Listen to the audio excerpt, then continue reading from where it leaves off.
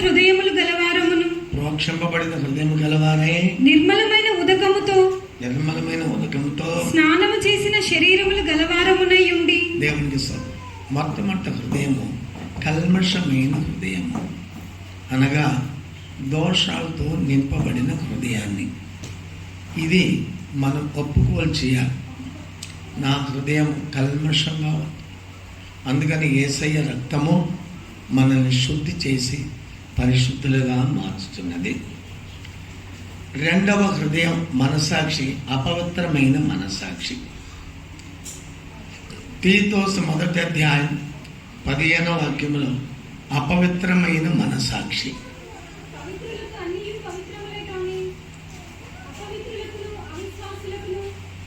పవిత్రమైనది కాదు, వారి మనస్సును వారి మనస్సాక్షియు అపవిత్రపరచబడి ఉన్నవి. మనసు మనసాక్షి రెండు అపవిత్రపరచబడి ఉన్నవి.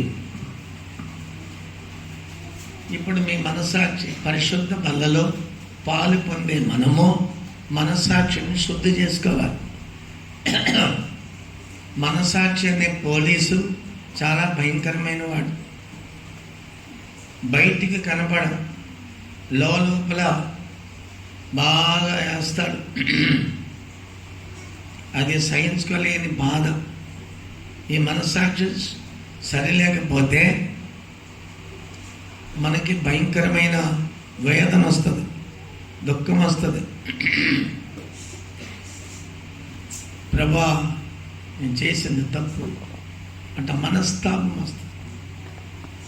అపవిత్రమైన మనసాక్షి మాటల ద్వారా, ప్రవర్తన ద్వారా, క్రియల ద్వారా, అపవిత్రమైన తలంపుల ద్వారా మన మనసాక్షి అపవిత్రపరచబడుతున్నది.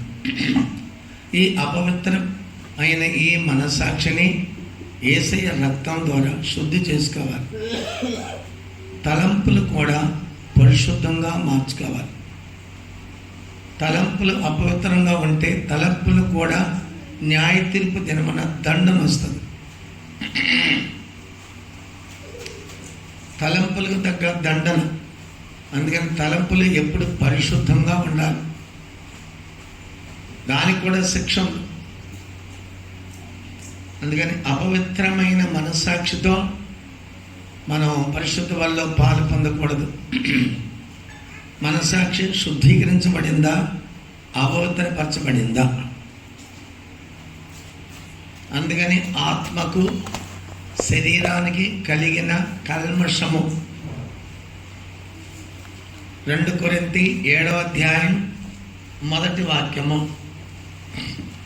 ప్రియులారా, మనకు ఈ వాగ్దానములు ఉన్నవి గనుక దేవుని భయముతో పరిశుద్ధతను సంపూర్తి చేసుకొనుచు శరీరమునకును ఆత్మకును కలిగిన సమస్త కల్మషము నుండి మనలను పవిత్రులనుగా చేసుకొందుము. చూసారా, శరీరానికి ఆత్మకు కలిగిన కల్మషం నుండి మనం పరిశుద్ధులుగా మార్చుకోవాలి. అప్పుడు ఆత్మలో కల్మషము, శరీరములో కల్మషం, అపవిత్రమైన స్వభావం. ఏంటి అపవిత్రమైన స్వభావములు? మార్కు సువార్త 7వ అధ్యాయం 21-22 వాక్యములో లోపల నుండి వచ్చినవి మనుషుని అపవిత్రపరచుతున్నవి. మనుషుని లోపలి నుండి బయలుదేరి వెళ్ళునది, మనుషుని లోపల నుండి బయలుదేరి వెళ్ళునది మనుషుని అపవిత్రపరచును, మనుషుని అపవిత్రపరచును. లోపల నుండి అనగా మనుషుల హృదయములో నుండి దురాలోచనలు, జారత్వము, దొంగతనము, నరహత్యలు, వ్యభిచారము, లోపము, చెడుతనము, కృత్రిమము, కామ వికారము, మత్సరము, దేవదూషణ, అహంభావము, అవివేకం వచ్చును. ఈ చెడ్డవన్నీయు లోపలి నుండి బయలు వెళ్ళి మనుషుని అపవిత్రపరచునని ఆయన చెప్పెను. చూసారా, యేసయ్య చెప్పాడు ఇవన్నీ మన అపవిత్రపరుస్తాం. 13 పాపాలు. మీ ఇంటిలో నెంబర్ ఉంటుంది, దీనికి కూడా ఈ ఇంటికి కూడా నెంబర్ ఉంది. గవర్నమెంట్ నెంబర్ ఇస్తుంది, ప్రతి ఇంటికి నెంబర్ ఇస్తుంది గవర్నమెంట్. పరలోక గవర్నమెంట్ కూడా మనకి నెంబర్ ఇస్తుంది. గలాతీయులు రాసిన పత్రికలో చదివితే 18 పాపాలు ఉంటాయి. ఇవన్నీ మనం 2 పాపాల్లో కోపము, క్రోధం అంటే మన ఇంటి నెంబర్ 2. అపవిత్రత, గర్వము, అసూయ, ద్వేషము, కలహము, మత్సరము నెంబర్ 5, ఇంటి నెంబర్ 5.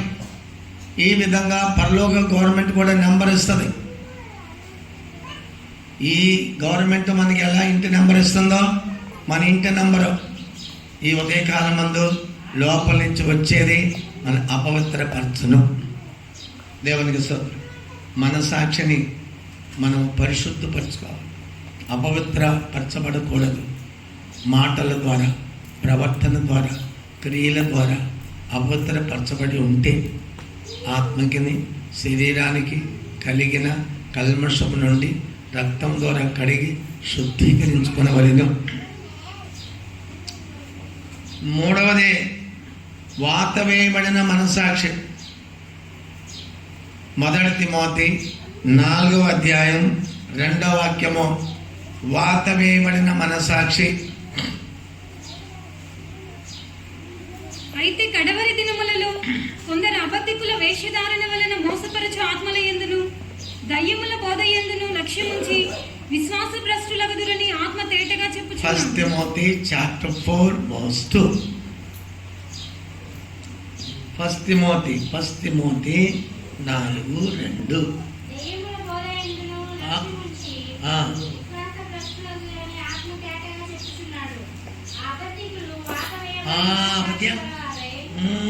అది చదవలేదమ్మా నువ్వు. ఆ అబద్ధికులు వాత వేయబడిన మనసాక్షి. వాత వేయబడిన మనసాక్షి అంటే ఒకసారి పాపం చేసినప్పుడు, దొంగతనం చేసామనుకో, అయ్యో నువ్వు దొంగతనం చేసావు, పడుకున్నప్పుడు, లేచినప్పుడు, నడిచినప్పుడు, ప్రయాణం చేసినప్పుడు ఆ మనసాక్షి నిన్ను గుస్తా ఉంటుంది. నువ్వు దొంగతనం చేసావు, నువ్వు అబద్ధం చెప్పావు, నువ్వు పాపం చేసావు, నువ్వు చెప్తావు, వేధిస్తూ ఉంటుంది. ఇక మొదటిసారి చేసిన పాపానికి ఒప్పుకోలు చేసుకుని ఇక చేయని ప్రభాని తీర్మానం చేస్తే నువ్వు కాపాడబడతావు. మళ్ళీ ఒప్పుకోలు చేసావు, మళ్ళీ 4-5 రోజుల తర్వాత మళ్ళీ అదే పాపం, మళ్ళీ 2 రోజుల తర్వాత అదే పాపం, మళ్ళీ 1 వారం రోజుల తర్వాత అదే పాపం, మళ్ళీ 4 రోజుల తర్వాత అదే పాపం.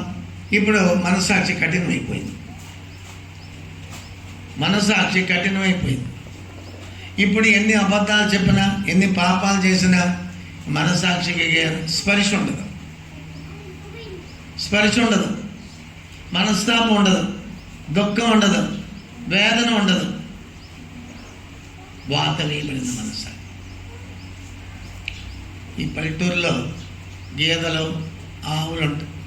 వ్యాధి వస్తే పశువుల డాక్టర్ దగ్గర తీసుకెళ్తారు, మిషన్లో పెడతారు, కొమ్ములేమో ఆ పైపుకి కట్టేస్తారు, 4 కాళ్ళు పైపులోకి బంధించేస్తారు.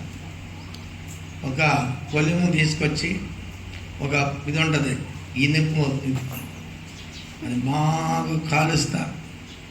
ఆ పశువుకి వ్యాధి, పిల్లల మీద తీసుకొచ్చి ఎర్రగా కాలిన దాన్ని ఆ డాక్టర్ గారు ఏం చేస్తాడు, పిల్లల మీద పెడతాడు. సర్రమంట కాలిపోతుంది. ఇక దాని మీద పుండు అవుతుంది, కాకులు వస్తాయి, అది వస్తుంది. ఇక అది ఎండిపోయిన తర్వాత ఎంత అక్కడ కొట్టినా కానీ దానికి వేదన ఉండదు, మొద్దయిపోయింది. అలా వాత వేయబడిన మనస్సాక్షి. మొదటి పాపానికి, 2వ పాపానికి మనస్సాక్షి ఎత్తి చూపెడుతుంది. చేసిన తప్పు ఇక మీద చెయ్యొద్దని ఎత్తి చూపెట్టినా మనం గ్రహించలేకపోతున్నాం. అదే పాపము, అదే అబద్ధము, అదే దొంగతనము, అదే విచారము, అదే దుష్టత్వము, దుర్మార్గం, పదబద్ధాలు చేస్తే హృదయం కఠినమైపోయి వాత వేయబడిన మనస్సాక్షిగా మారిపోయింది.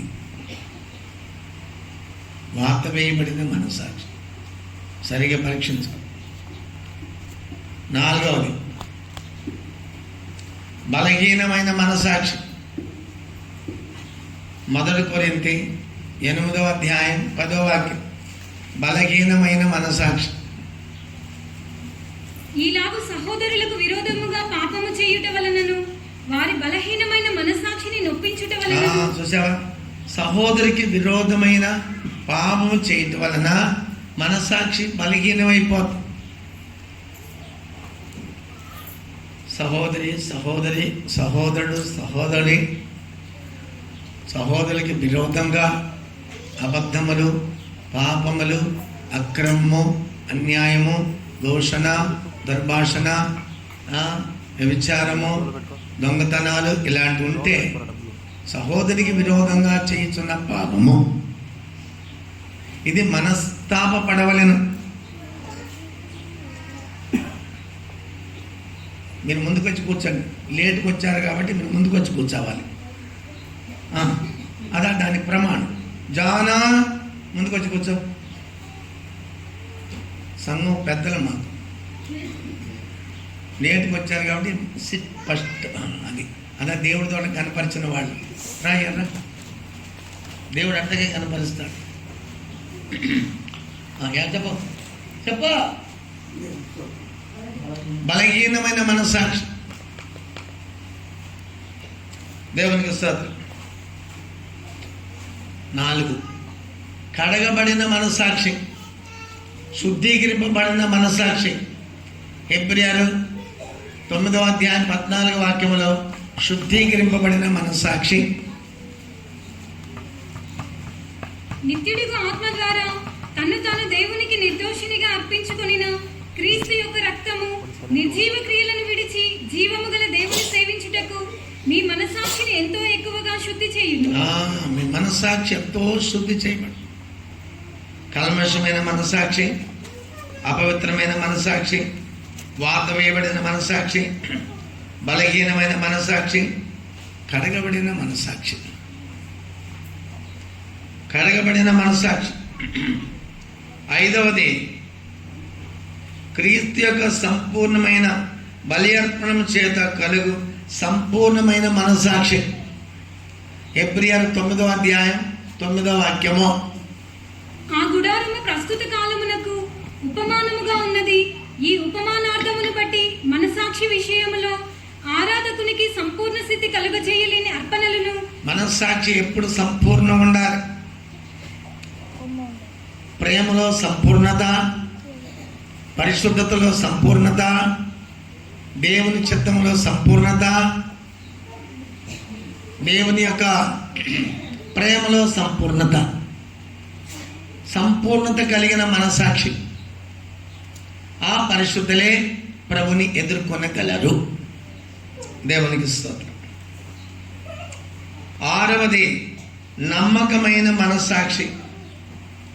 1 పేతురు 2వ అధ్యాయం 19వ వాక్యము. నమ్మకమైన మనస్సాక్షి.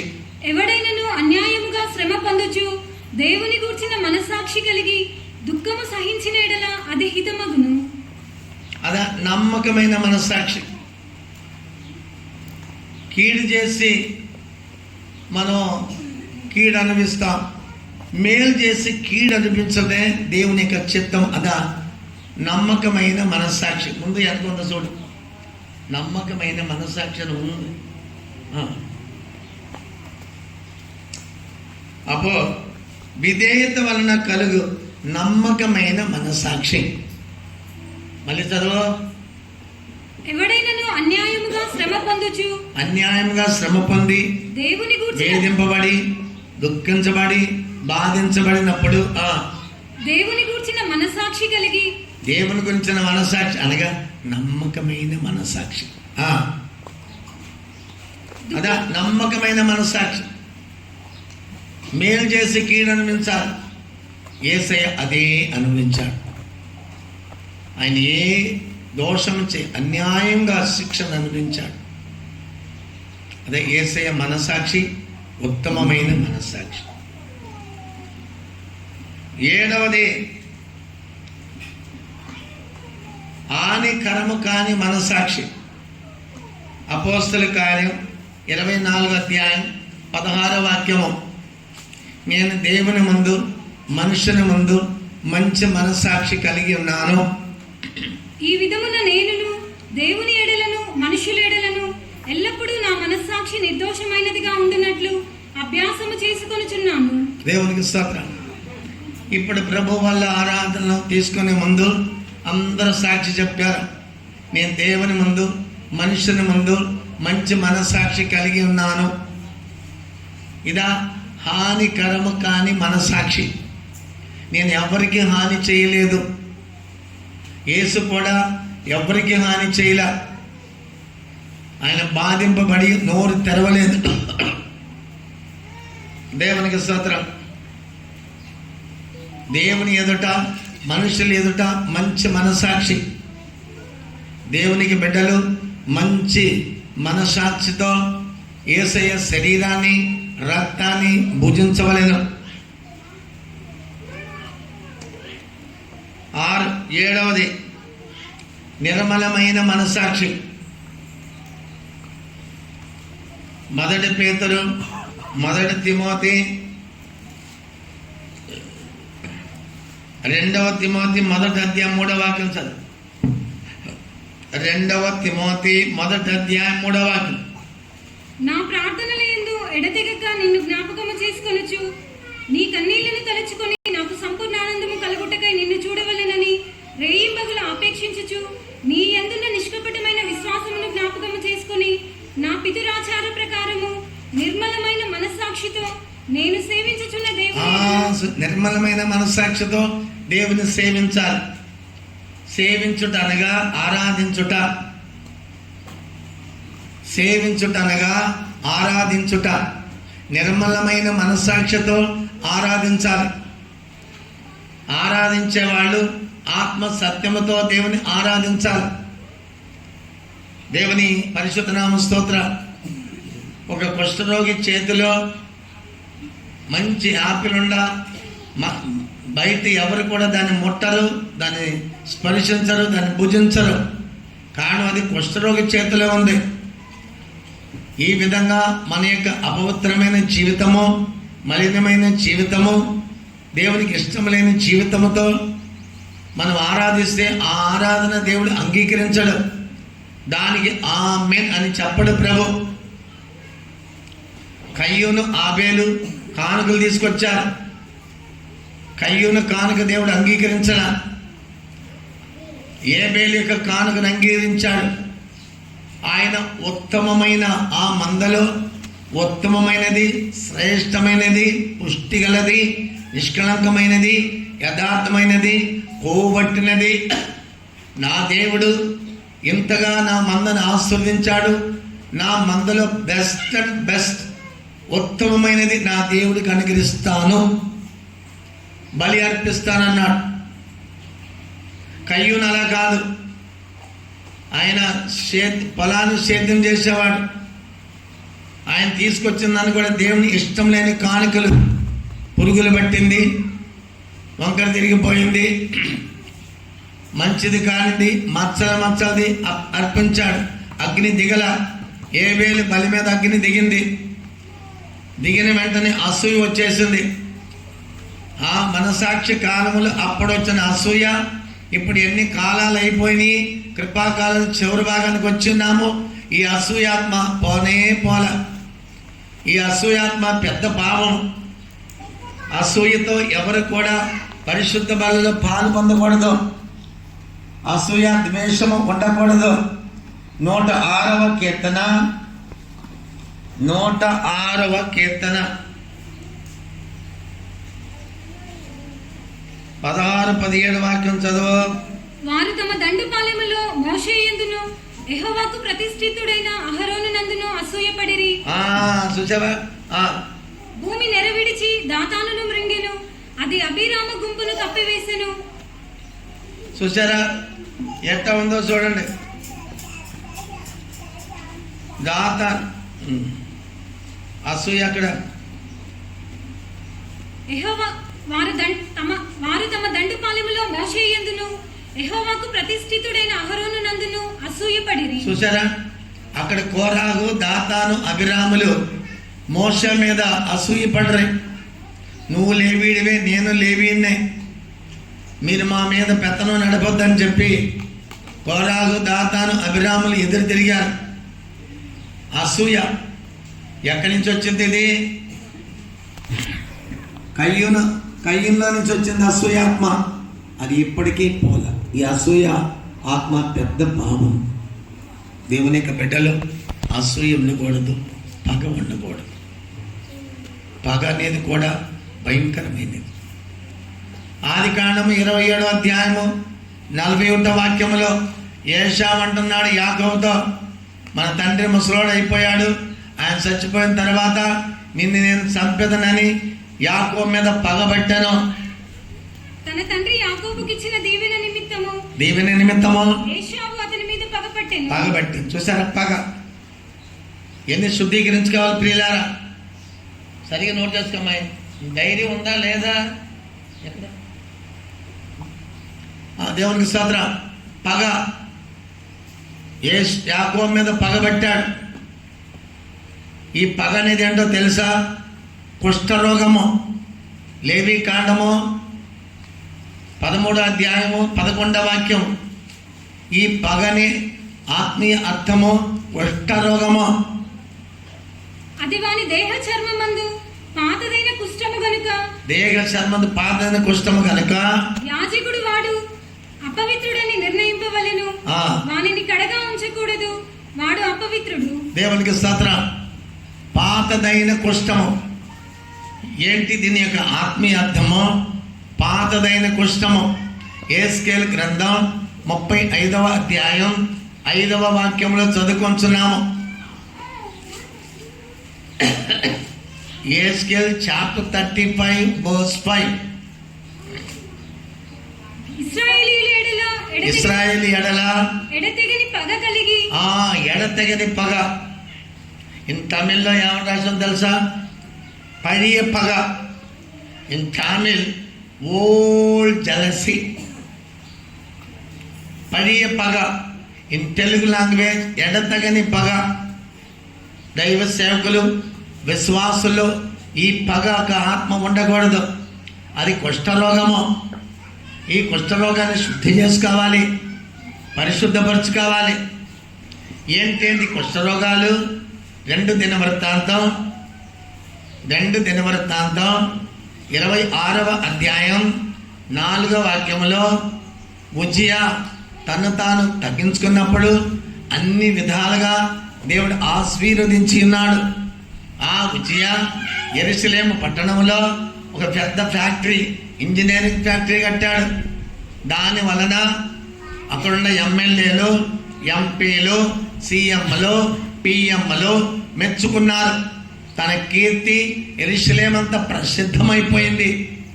ఇప్పుడు చిన్న అనుభవంలో నుంచి పెద్ద అనుభవం వచ్చేసరికి దైవ సేవకుల్ని మదిస్తులా, దైవ సేవకుల్ని తృణీకరిస్తున్నాడు ఉజ్జియా.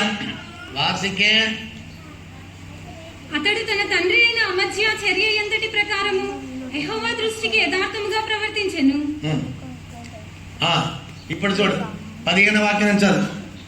మరియు అతడు అంబులనేమి పెద్దరాలనేమి ప్రయోగించుటకై ఉపాయశాలలు కల్పించిన యంత్రములను యెరూషలేములో చేయించి దుర్గములలోను బురుజులలోను ఉంచెను. అతడు స్థిరపడు వరకు అతనికి ఆశ్చర్యకరమైన సహాయము కలిగిన గనుక అతని కీర్తి దూరముగా వ్యాపించెను.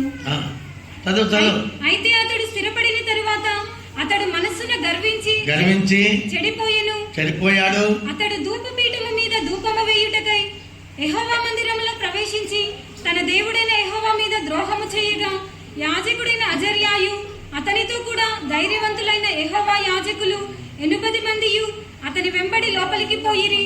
వారు రాజైన ఉజ్జియాను ఎదిరించి, ఉజ్జియా యెహోవాకు ధూపము వేయుటకై ప్రతిష్ఠింపబడిన అహరోను సంతతి వారైన యాజకుల పనియే గాని నీ పని కాదు.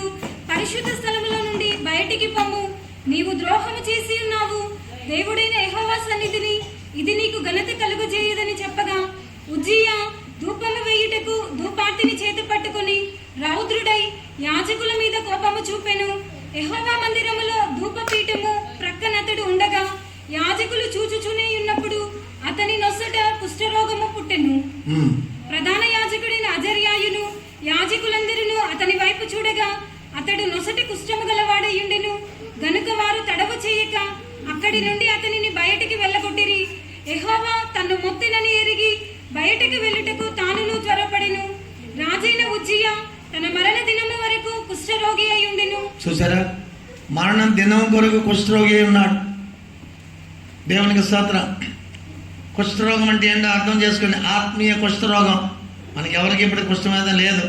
ఆత్మీయమైన కుష్ఠం అనగా అసూయ, రెండవది గర్వము, మూడవది కోపము, 4 ద్వేషము, 5 రౌద్రము, 6 లోబడికపోవటము, 7 ఎదిరించుట.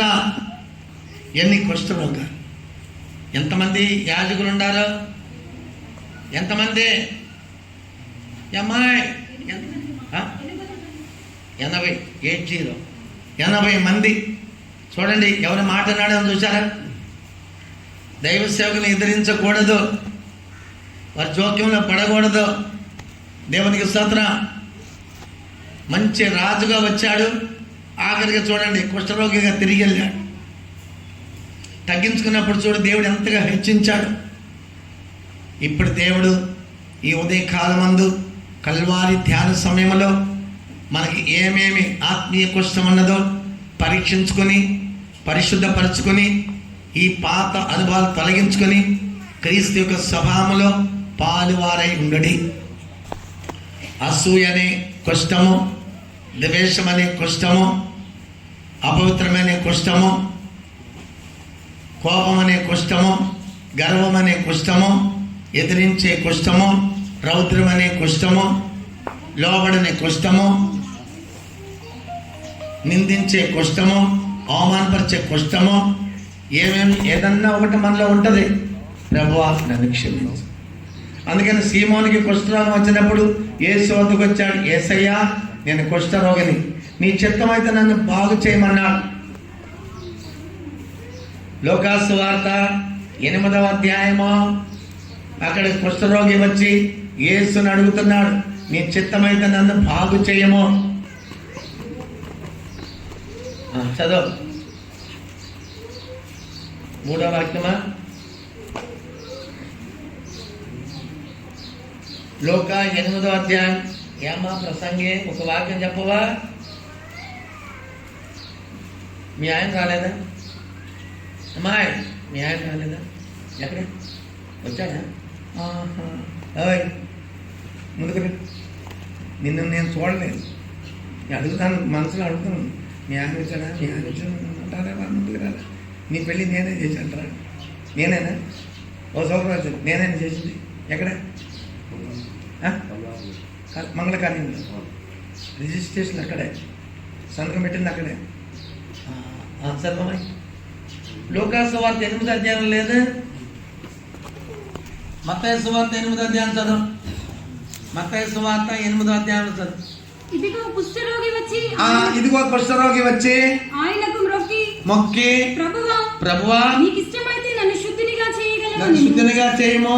అందుకు ఆయన చెయ్యి చాపి వాని ముట్టి, నాకిష్టమే, నీవు శుద్ధుడవు కమ్మని చెప్పగా తక్షణమే వాని కుష్ఠరోగము శుద్ధి ఆయను. చూసారా? ఇది మన దేవుని బిడ్డ. కుష్ఠరోగము స్వస్థత కలగటానికి దేవుని సంగతి తగ్గించుకోవాలి. ఇట్లాంటి ఆత్మీయ కుష్ఠంతో తిరిగి వెళ్ళవద్దు. కుష్ఠరోగం అంటే ఏంటో తెలుసా? అంటువ్యాధి. అందుకని సమాజంలో రానివ్వరు, మీ గ్రామానికి రానివ్వరు. కుష్ఠరోగులందరూ కూడా గ్రామానికి బయట ఉంటారు, వీధుల్లోకి వచ్చి అటు వెళ్ళిపోతారు. మీరు కూడా కానుకలు ఏదైనా డబ్బులు ఇచ్చే సమయంలో ఏదైనా పెట్టి ఎత్తి వేస్తారు. చేతులు ఆనుకానివ్వరు, చేతితో ముట్టరు, పైకెత్తి వేస్తారు. అంటువ్యాధి. కరోనా ఎంత అంటువ్యాధియో ఇది కూడా అంటువ్యాధి. ఈ వ్యాధి ఈ గుడ్ ఫ్రైడే రోజుని మీ ఇంటికి తీసుకెళ్ళొద్దు, ఎవరికి అంటించొద్దు. మీ కోపము, మీ గర్వము, మీ రౌద్రము ఎవరికి ఇవ్వద్దు. దయచేసి శుద్ధులుగా మార్చుకోండి, మనస్సాక్షిని పరిశుద్ధపరచుకోండి. ఏ మనసాక్షి? నిర్మలమైన మనసాక్షితో పరిశుద్ధ బల పాలు పొందాలి. ఇప్పుడు కొంతసేపటికి మనం దేవుని యొక్క శరీరాన్ని, రక్తాన్ని విరవబోతున్నాం. విరుచుట అనగా యేసయ్య శరీరము మన కొరకు విరిచి ఉన్నాడు. రొట్టె విరిచి మనకిచ్చాడు. అందుకని అయోగ్య ప్రకారంగా ఈ రొట్టెను, ఈ రక్తాన్ని త్రాగకూడదు. దేవునికి స్తోత్రం. చదువు. 1 కొరింథీ 11వ అధ్యాయము. ఆయన శరీరాన్ని మన కొరకు విరిచి ఉన్నాడు. నేను మీకు అప్పగించిన దానిని ప్రభు వలన పొందితిని. ప్రభు అయిన యేసు తాను అప్పగింపబడిన రాత్రి ఒక రొట్టెను ఎత్తుకుని కృతజ్ఞతాస్తుతులు చెల్లించి దానిని విరిచి, ఇది మీ కొరకైన నా శరీరము, నన్ను జ్ఞాపకము చేసుకొనుటకై దీనిని చేయుడని చెప్పెను. దేవునికి స్తోత్రం. ప్రియమైన సంగమా, మన సంఘం విస్తరింపబడాలంటే మనము దేవుని తట్టు తిరగాలి. ఆయన తన శరీరాన్ని మన కొరకు విరిచాడు. విరవబడిన శరీరం, శ్రమ పొందిన శరీరం, రక్తం కార్చిన శరీరం, మన బలహీనత తొలగించే శరీరం, వ్యాధిని స్వస్థపరిచే శరీరం, ఆరోగ్యంగా మార్చే శరీరం, బలపరిచే శరీరం, మన బలహీనమైన శరీరం పొట్టిగా మార్చే శరీరం, అది ఇప్పుడు మనం భుజించబోతున్నాం. అయోగ్య ప్రకారంగా దాన్ని తినకూడదు. అయోగ్య ప్రకారంగా తిని త్రాగువాడు 3 విధమైన శిక్ష పొందుకుంటాడు. 26వ వాక్యం, 1 కొరింథీ 11:26. మీరు ఈ రొట్టెను తిని ఈ పాత్రలోనిది త్రాగునప్పుడెల్లా ప్రభువు వచ్చే వరకు ఆయన మరణమును ప్రచురించుదురు.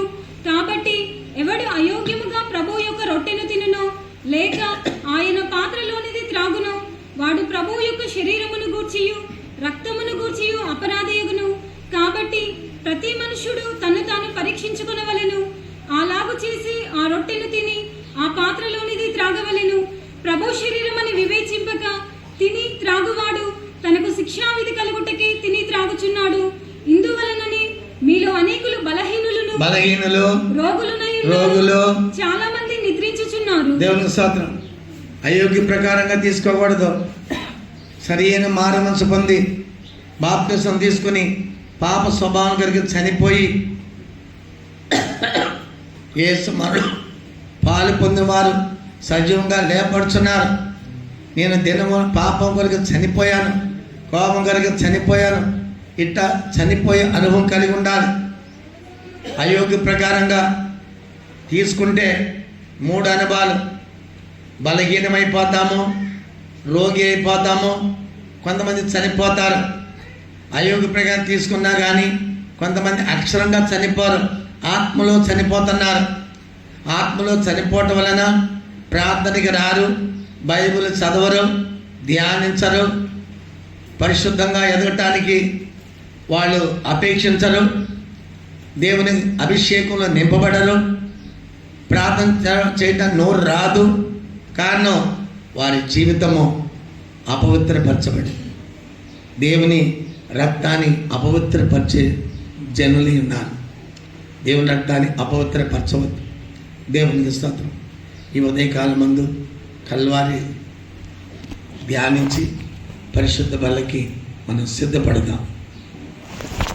యోహాను సువార్త 19వ అధ్యాయము 34వ వాక్యం చదవండి. సైనికులలో ఒకడు ఈటితో ఆయన ప్రక్కన పొడిచెను, వెంటనే రక్తమును నీళ్లును కారెను.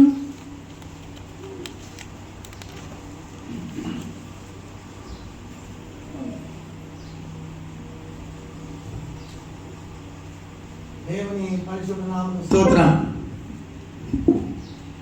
మళ్ళీ చదువు. సైనికులలో ఒకడు ఈటితో ఆయన ప్రక్కన పొడిచెను, వెంటనే రక్తమును నీళ్లును కారెను. ఎక్కడ పడిచారు? ఎక్కడ పడిచారు? ఓ తెలిసి చెప్పండి. ప్రక్కలో పడిచారు. దేవునికి స్తోత్రం. ఏం కారింది? ఏం కారింది? చూడు, అందరు కళ్ళు తెరిచి చూడు. యేసయ్య సిలువలో ఉన్నప్పుడు ఈ దుష్టులేని యూదులు ఈటి తీసుకుని ప్రక్కలో పడిచారు. నీళ్లు, రక్తము కారింది. కళ్ళు తెరిచి చూడు సహోదరి, ఇదే ఆఖరి రోజులు. ఇక మళ్ళా ఇలాంటి యొక్క సత్యాలు కనబడిన కాలము అంత్యక్రీస్తు రాబోతున్నాడు. ఇంకా వాక్యం వినే సమయం ఉండదు. దేవునికి స్తోత్రం. చూడు, ఇక్కడ నీళ్లు, ఇటు రక్తము.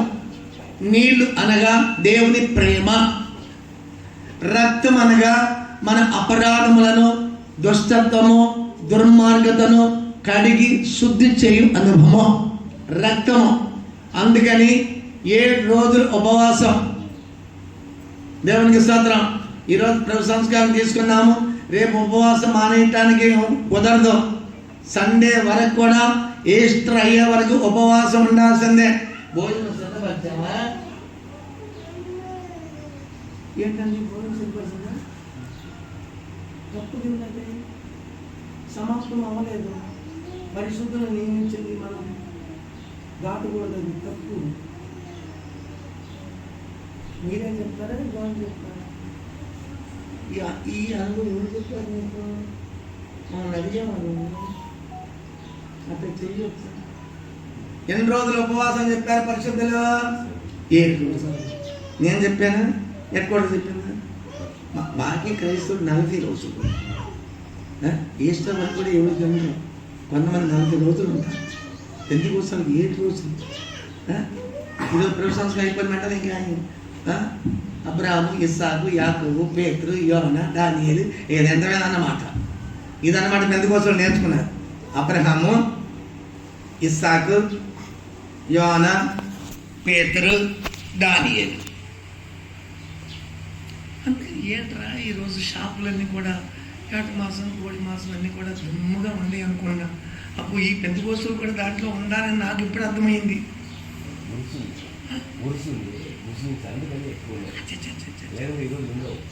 అదే నేను అనుకున్నా, ఏంట్రా ఈరోజు గుడ్ ఫ్రైడే ఇవ్వలేట పెట్టరు. దేవుడు సార్ ఇప్పుడు అక్క ఏం పెట్టిందా? ఏమ్మా గడ్డ కింద చేయి పెట్టుకున్నావే అంటే అర్థం చెప్పనా? అర్థం చెప్పానా? మళ్ళీ రేపటి కోటానికి రావు. మళ్ళీ అక్కడ నన్ను పట్టుకు తిడుతుంది. ఓ పాటరో వాళ్ళు కొత్త దేవునికి స్తోత్రం. ఏమ్మా ఎందుకు 7 మాసమా, 10 మాసమా అటు పెట్టు. సండే పెట్టుకో, ఈస్టర్కి పెట్టుకోండి, ఈస్టర్కి పెట్టుకోండి. ఇది పేదవాళ్ళకి దానం చేయి. ఉపవాసం సండే వరకు ఉండాల్సిందే. సండే 12 గంటలకు అక్క ముగిస్తుంది. 12 గంటల తర్వాత దమ్ బిర్యానీయో, చికెన్ 65 ఇంకేమంటారు? ఓ జానా ఏంటి ఈస్టర్ ఇప్పుడు ఏముండామంటే ఏం వండి తానం చేసావు? నేను వచ్చేదానికి తానం చేస్తున్నాను, అన్ని వండి తానం చేసావా? చూసారా? ఓ మాట అడిగావా? ఉపవాసం బ్రేక్ చేయకూడదు, తప్పు అది. ఈ మనసాక్షి ఇప్పుడు తిన్నా వెంటనే మనసాక్షి వేస్తుంది, దెబ్బలు ఫుల్ కోటింగ్ వేస్తుంది. అయ్యో 7 రోజులు పరిశుద్ధులు చెప్పారే, నేను తినేసాను. ఇంటికి వెళ్ళినా కానీ అదే కూర్చుద్ది, పడుకున్నా కానీ అదే కూర్చుద్ది. అప్ప ఏం దెబ్బలో తెలుసా? ఈ పోలీస్ స్టేషన్లో పోలీసులు వేసే దెబ్బల కంటే మనసాక్షి వేసే దెబ్బలు ఎవరికి తెలియవయ్యి. అవి స్మూత్గా వేస్తూ ఉంటాడు లోపల. అప్పుడప్పుడు ఇట్లా మొహం అంతా మార్చుకుంటే భర్త పెడతాయి, యామే ఇట్లా మొహం మార్చుకునే అంతే అంటాడు. యామే ఎదురగండి ఏంటి అంత గట్టిగా మాట్లాడుతున్నావు అంటే నువ్వు లోపల వేస్తున్నాడు దెబ్బలు. నువ్వు లోపడలేదు, వదిలేసి కాఫీ పెట్టలేదు, నువ్వు విరోధిస్తున్నావు, నువ్వు చట్టగా మాట్లాడుతున్నావు, నువ్వు సరిలేవే, మనసాక్షి కూర్చుకుంటావు. దేవుని సభ ఈరోజు తిన్నారా? ఈరోజు రాత్రి నిద్ర ఉండదు, రేపు నిద్ర ఉండదు, రేపు సాయంత్రం నిద్ర ఉండదు. ఇక దుమ్ము లేస్తుంది అన్నమాట. చెప్తున్నాను, చెప్పినట్టుగా చేయండి. ఎవరికైనా పేదవాళ్ళకి ఇచ్చేది మాట్లాడవద్దు, పేదవాళ్ళకి ఇచ్చేయండి. అది మనకి పరిశుద్ధులు చెప్పింది. నేను చెప్పానా? పరిశుద్ధులు చెప్పాను చెప్పు. ఈ లోకమంతా 40 రోజులు, ఒక పూట తిని వాళ్ళు 40 రోజులు ఉన్నారు. మనం పెంతెకోస్తు 7 రోజులు. ఎంతమంది ఉపవాసం ఉండాలో నాకు తెలియదు.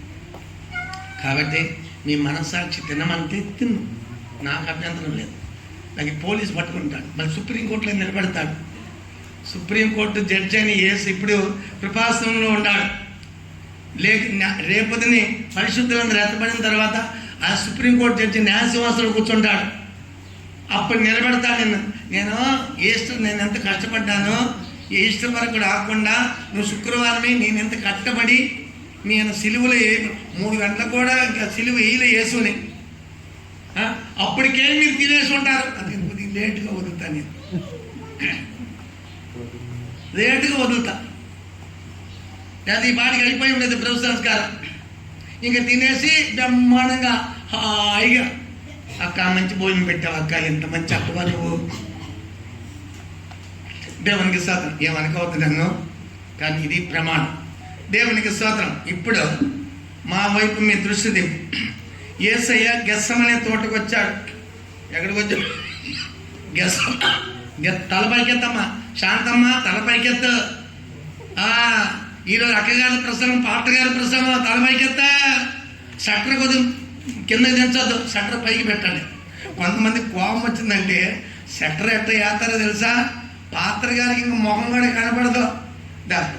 కోపం ఏం అనకూడదు, అనుకుంటే ఈ యొక్క షట్టర్ ఇక్కడ దాకా ఉండదు, మొహం చూడొచ్చు. కోపం ఏం వచ్చిందా షట్టర్ ఇక్కడి నుంచి ఇక్కడ దింపుతారు, ఇక్కడ దింపుతారు. ఇక పాత్ర గారు చూడవసరం లేదు. ఎప్పుడన్నా అడుగుతున్నా, మా అమ్మాయి అని అడుగుతున్నా. షట్టర్ గట్ర దించకూడదు ఈరోజు, షట్టర్ పైకి ఎత్తండి, బాగా చూడండి. చూడు, యేసయ్య గెస్సమనే తోటలో ఎంతగా ప్రార్థన చేస్తారు. ఎందుకు? భయంకరమైన సిలువను మోసి కాదు, సర్వలోక పాప భారము ఆయన మోయిపోతున్నాడు. వేదనతో, దుఃఖముతో, రోదనతో గెస్సమనేకి వచ్చాడు. ఎబ్రిల్కి రాసిన పత్రిక 5వ అధ్యాయం 7వ వాక్యము. ఏప్రిల్కి రాసిన పత్రిక 5:7. శరీరధారి అయి ఉన్న దినములలో మహారోదనముతోను కన్నీళ్లతోను తన్ను మరణము నుండి రక్షింపగలవానికి ప్రార్థనలను యాచనలను సమర్పించి భయభక్తులు కలిగి ఉన్నందున ఆయన అంగీకరింపబడెను. దేవుని స్తోత్రం. గెస్సమనే తోటలో ఆయన వేదనతోను, రోదనతోను, కన్నీళ్లతోను తండ్రి సన్నిధిలో కూర్చున్నాడు. చూడు, దేవునితో మాట్లాడుతున్నాడు. ప్రభువా, నీ చిత్తమైతే ఈ గిన్నె నా యొద్ద నుంచి తొలగించు. తలపైకెత్తమ్మా, తలపైకి. నేను చెప్పాను ఇప్పుడు, తల్లి పెట్టొద్దని చెప్పాను నీకు. రాత్రంతా రామాయణం విని ఉదయకాలం రావణికి సీతామైందంట. నేను తల్లితో చెప్పాను, తల్లి ఇట్లా పెట్టుకోవద్దు తల్లి అని. మళ్ళీ నువ్వు ఇట్లా పెడుతున్నావు.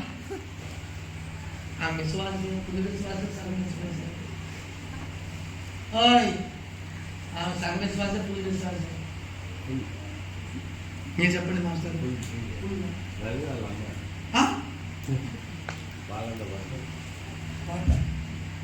ఎందుకు వాళ్ళు అడ్డు పెట్టుకున్నారు?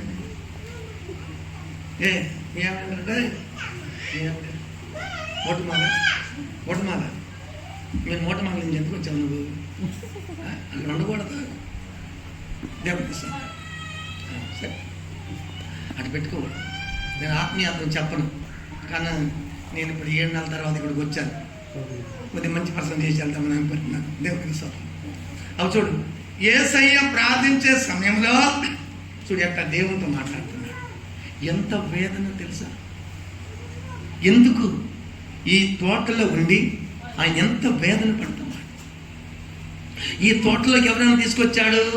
పేతురు, యాకోబు, ఇంకెవడో? పేతురు, యాకోబు, యోహాను, 3 శిష్యులు వచ్చారు. ప్రార్థనా వీరులు. ఏం వీరులు?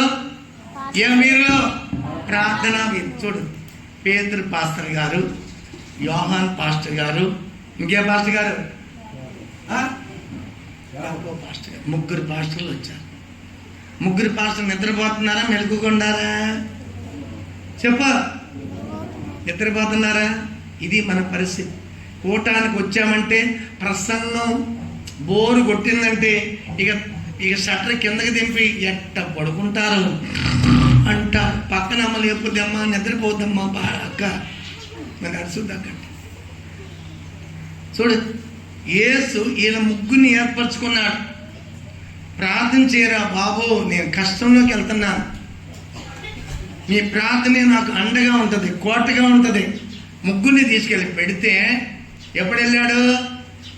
గురువారం రాత్రి 9 గంటలకు తోటలోకి వెళ్ళాడు. గెస్సమనే తోట. ఇదా గెస్సమనే తోటలోకి వెళ్ళాడు. గెస్సమనే తోటకి వెళ్ళి ఆ తోటలో ప్రార్థన మొదలుపెట్టాడు. గెస్సమని అనగా ప్రార్థనా జీవితము. ఇప్పుడు చూడు, వీళ్ళకి ఏం సంభవించింది? యేసయ్య ఇంకా కొద్ది సమయానికి ఏం చేయబడతాడు? పట్టబడతాడు. ఇక మా పరిస్థితి ఏంటి? అమ్మను వదిలిపెట్టేసాం, నాన్న వదిలిపెట్టేసాం, ఉద్యోగం వదిలిపెట్టాం, భార్యను వదిలిపెట్టేసాం, వలలు వదిలిపెట్టేసాము, అన్నీ వదిలేసి వచ్చాము. మా పరిస్థితి ఏంటి? చింత, కలవరము, దుఃఖము, వేదన, ప్రార్థన రాటలా. యేసయ్య పని యేసయ్య చేసుకున్నాడు. కానీ ఈయన పరిస్థితి చూసావా?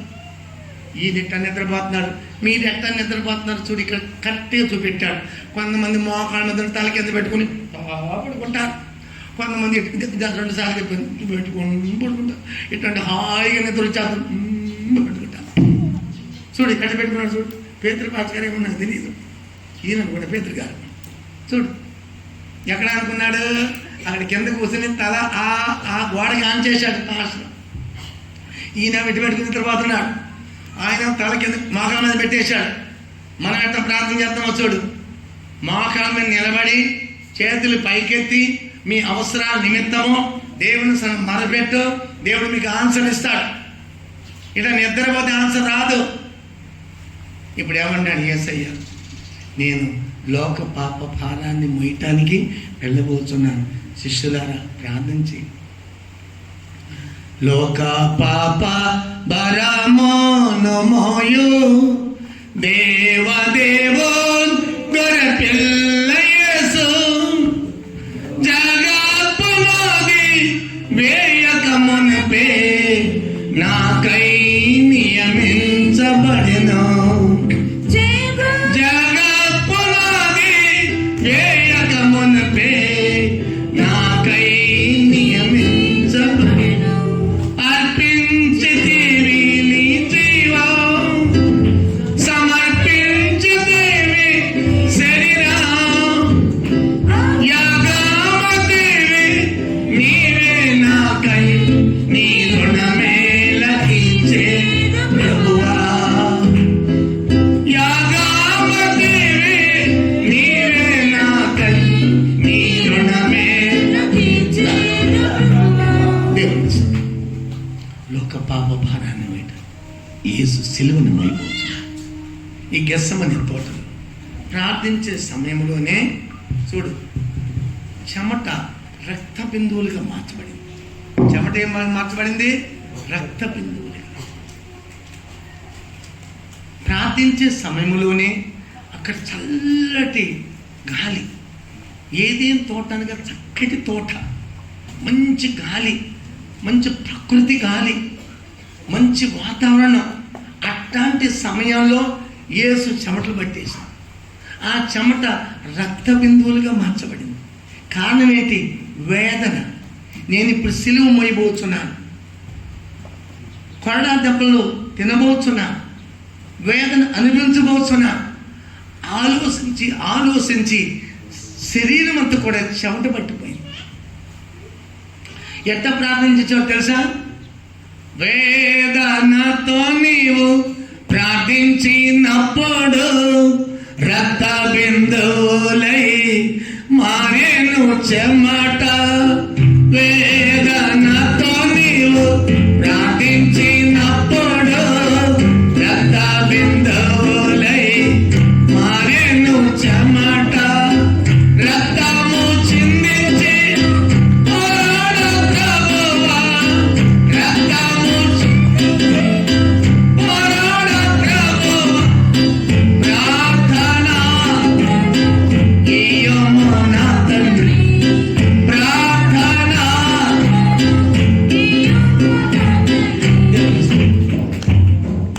చెమట రక్త బిందువులుగా మార్చబడి దేవునికి స్తోత్రం.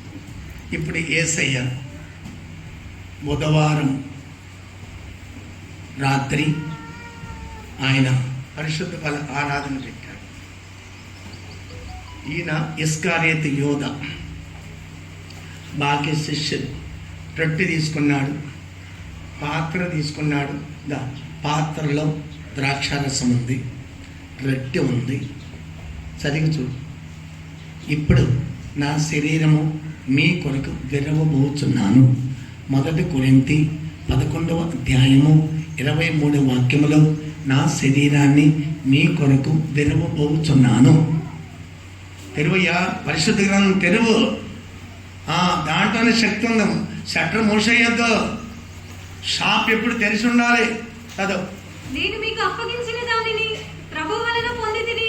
ప్రభువైన యేసు తాను అప్పగింపబడిన రాత్రి ఒక రొట్టెను ఎత్తుకొని కృతజ్ఞతాస్తుతులు చెల్లించి దానిని విరిచి. చూసారా, విరిచి. ఇప్పుడు విరవబడిన శరీరం, యేసయ్య యొక్క శరీరము, విరవబడిన శరీరము. చూడు ఇక్కడ చూడు, ఇదా రొట్టె విరిచుట. రొట్టె విరిచాడా? ఒకే శరీరాన్ని, ఒకే రొట్టెని ఏం చేశాడు? విరిచాడు. యేసయ్య శరీరము మన కొరకు ఏం చేయబడింది? విరవబడింది. ఈ పాత్ర అనగా శ్రమలను బయలుపరుస్తుంది. ఏం బయలుపరుస్తుంది? శ్రమల జీవితం. ఈ రొట్టె యేసయ్య మన నిమిత్తము శరీరాన్ని విరిచాడు. విరవబడిన శరీరం.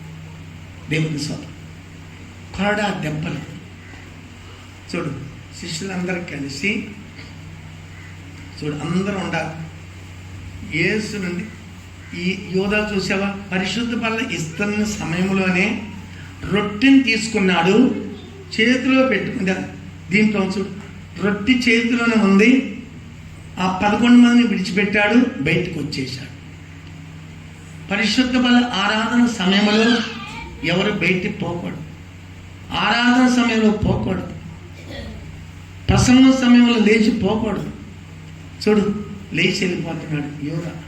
ఈయన యోధ లేచి వెళ్ళిపోతున్నాడు. అందరూ ఏమనుకున్నారు? ఈ పరిశుద్ధ బల ఆరాధన అయినాక షాప్కి వెళ్ళి ఏదన్నా తినటానికి తీసుకొస్తాడోమో అన్న చింత. కానీ యేసుకు తెలుసు, ఈయన వెళ్ళేది ఎక్కడికి? పరిసయ్యుల యూదుల దగ్గరికి వెళ్తున్నాడు. యేసుని అప్పగిస్తానికి, వాళ్ళతో మాట్లాడటానికి వెళ్తున్నాడు. చూడండి, ఈ విధంగా దేవునికి ఇంటిలో యోధా ఇస్కారియోతు లాగా అక్కడి ఇక్కడ చెప్పామంటే మన స్థితి ఘోరంగా ఉంటుంది. ఈ యోధా ఇస్కారియోతు యేసుని పట్టించిన తర్వాత ఆయన చూడు, ఇదా యోధా ఇస్కారియోతు అపోస్తలుగా ఉండేవాడు, దారి తప్పిపోయాడు. సియోను ప్రసంగాలు విని, సత్యాలు విని, దాన్ని యేసుని నమ్మకుండా ఆయన ఒక ప్రవక్త, నేను ప్రవక్త, ఆయన చదువుకున్నాడు, నేను చదువుకున్నాను తారతమ్యం చేసుకున్నాడు. ఇప్పుడు పరిసయ్యుల శాస్త్రి దగ్గరికి వెళ్ళి నేను 30 వెండి నాణ్యాలకి యేసుని మీకు పట్టిస్తాను ఇవ్వమన్నాడు. 30 వెండి నాణ్యాలు అనగా ఇప్పుడు రేటు 30,000 రూపాయలు.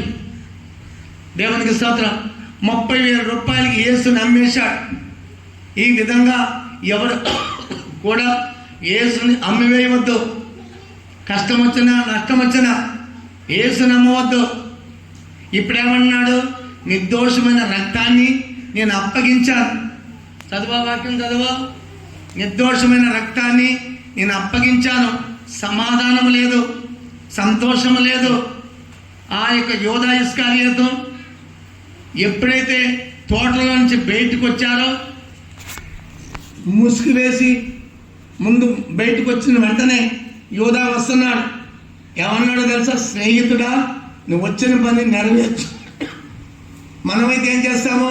ఎరా దుష్టుడా, దుర్మార్గుడా, నన్ను పట్టియటానికి వచ్చావంటరా, నన్ను చంపటానికి వచ్చావంటరా, పల విధాలుగా మనం తిడతాం. యేసయ్య ఉన్నాడు, స్నేహితుడా, నువ్వు వచ్చిన పని నెరవేర్చు. దేవునికి స్తోత్రం. చూడండి, ఆ వార్తలు ఎంత గౌరవం ఉందో, ఎంత ఆదరించాడు. వెంటనే నేను ఎవరిని ముద్దు పెట్టుకుంటానో ఆయనే యేసు.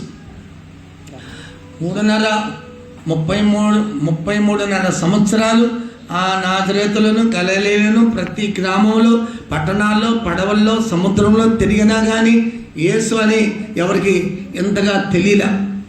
ముద్దు పెట్టుకున్న తర్వాతే అందరు కూడా ముసుగు వేసి ఆయన మీద గుద్దులు గుద్దారు. దేవునికి స్తోత్రం. ఎంత భయంకరంగా నిందించారు.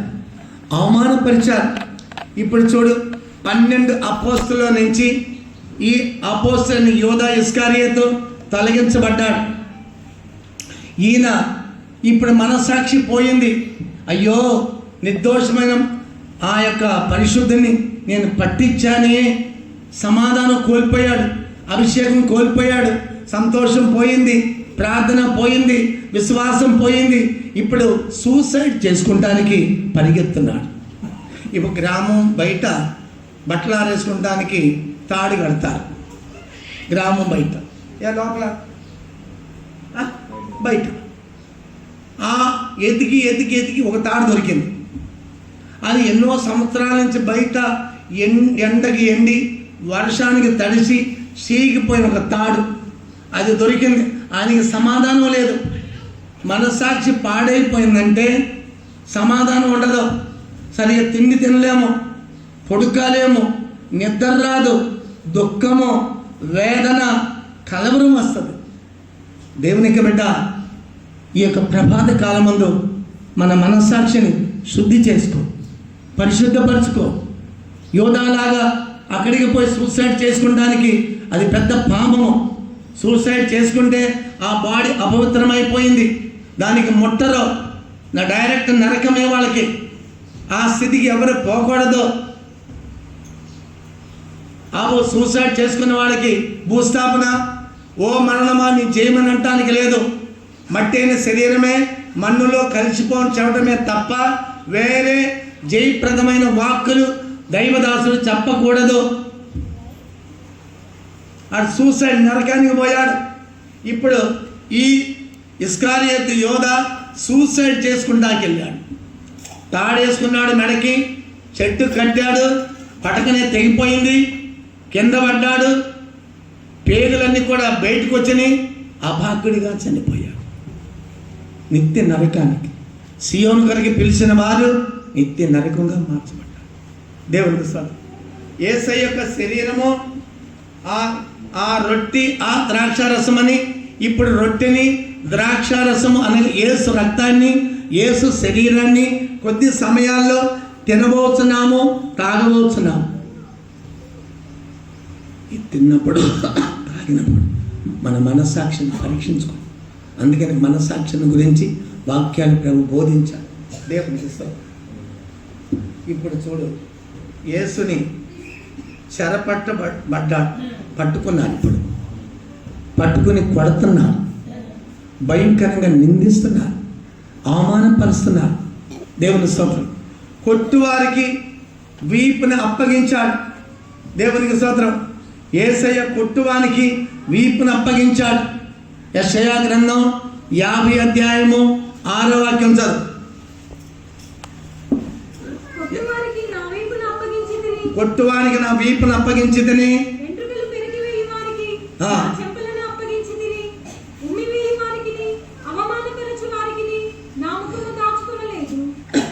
దేవుని స్తోత్రం.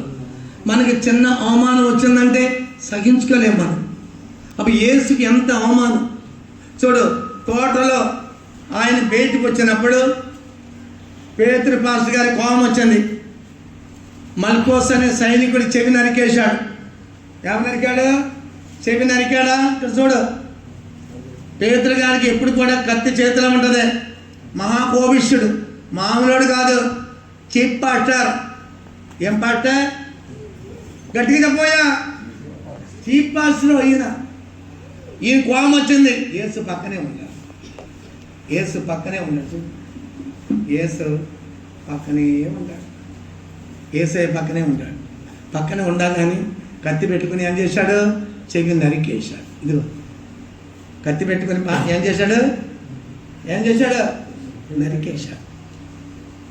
కానాను వివాహములో మొదటి అద్భుతం ద్రాక్షరసం, నీళ్ళని ద్రాక్షరసంగా మార్చి మొదటి అద్భుతం. రెండవ అద్భుతం గెత్సెమనే తోటలో. ఏం అద్భుతం? మల్కోసుకి చెవిని తగ్గోసినప్పుడు ఏం చేశాడు? యేసు ముట్టి స్వస్థపరిచాడు. అక్కడ ఎంత గొడవ అయ్యేదో తెలుసా? ఇక్కడ జరిగితే శుభ్రం మీరు ఊరుకుంటారా?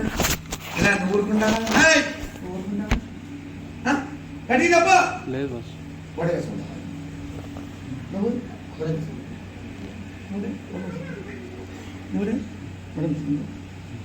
ఇక్కడ గొడవ, భయంకర గొడవ.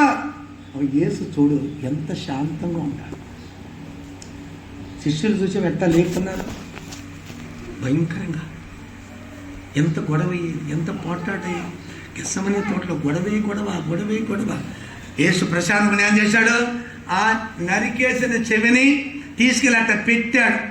వెంటనే ఏమైంది, స్వస్థత వచ్చింది. అందరూ ఆశ్చర్యపోయారు, అదే యేసు భయంకరమైన మనిషి. ఏం చేశాడు, గొడవ లేకుండా, గోల లేకుండా, సమాధానంగా, శాంతిగా అట్ట పెట్టగలిగి స్వస్థత వచ్చేసి. ఈ యొక్క ఉదయకాలం అందు ఎవరెవరు ఏమేమి వ్యాధితో వచ్చారు అది మీకు తెలుసు, దేవుడికి తెలుసు, సాతానికి కూడా తెలుసు. దేవుని సన్నిధిలో నీ పాపాలు ఒప్పుకుంటే దేవుడు నిన్ను స్వస్థపరిచాడు. ఆయన కార్చిన రక్తము నీ పాపము, వ్యాధి, దోషమును క్షమించడానికి శక్తి గలది. దేవుని స్తోత్రం. చూడు, ఆ మార్కోస్ యొక్క చెవిని కోసేశాడు. ఇదిగో చెవి చూశారా, కింద పడిపోయింది. మీకు కనపడతలా, కింద పడిపోయింది చెవి కింద పడిపోయింది. అది పట్టుకుని ఏం చేశాడు, అతికిచ్చేశాడు. అప్పుడు యేసు అద్భుతం చేయి దేవుడు. దేవుని పరిశుద్ధ నామముకు స్తోత్రం. ఇప్పుడు యేసయ్యని సిలువ వేస్తున్నారు, ఒక్కొక్కరి దగ్గర తీసుకెళ్ళి నిలబెడుతున్నారు. పిలాతోస్ చేతులు కడిగేశాడు. ఈయన నిర్దోషమైన వాడు, పరిశుద్ధుడు, ఈయన జోలికి నేను పోను. ఎవరు చెప్పారో తెలుసా,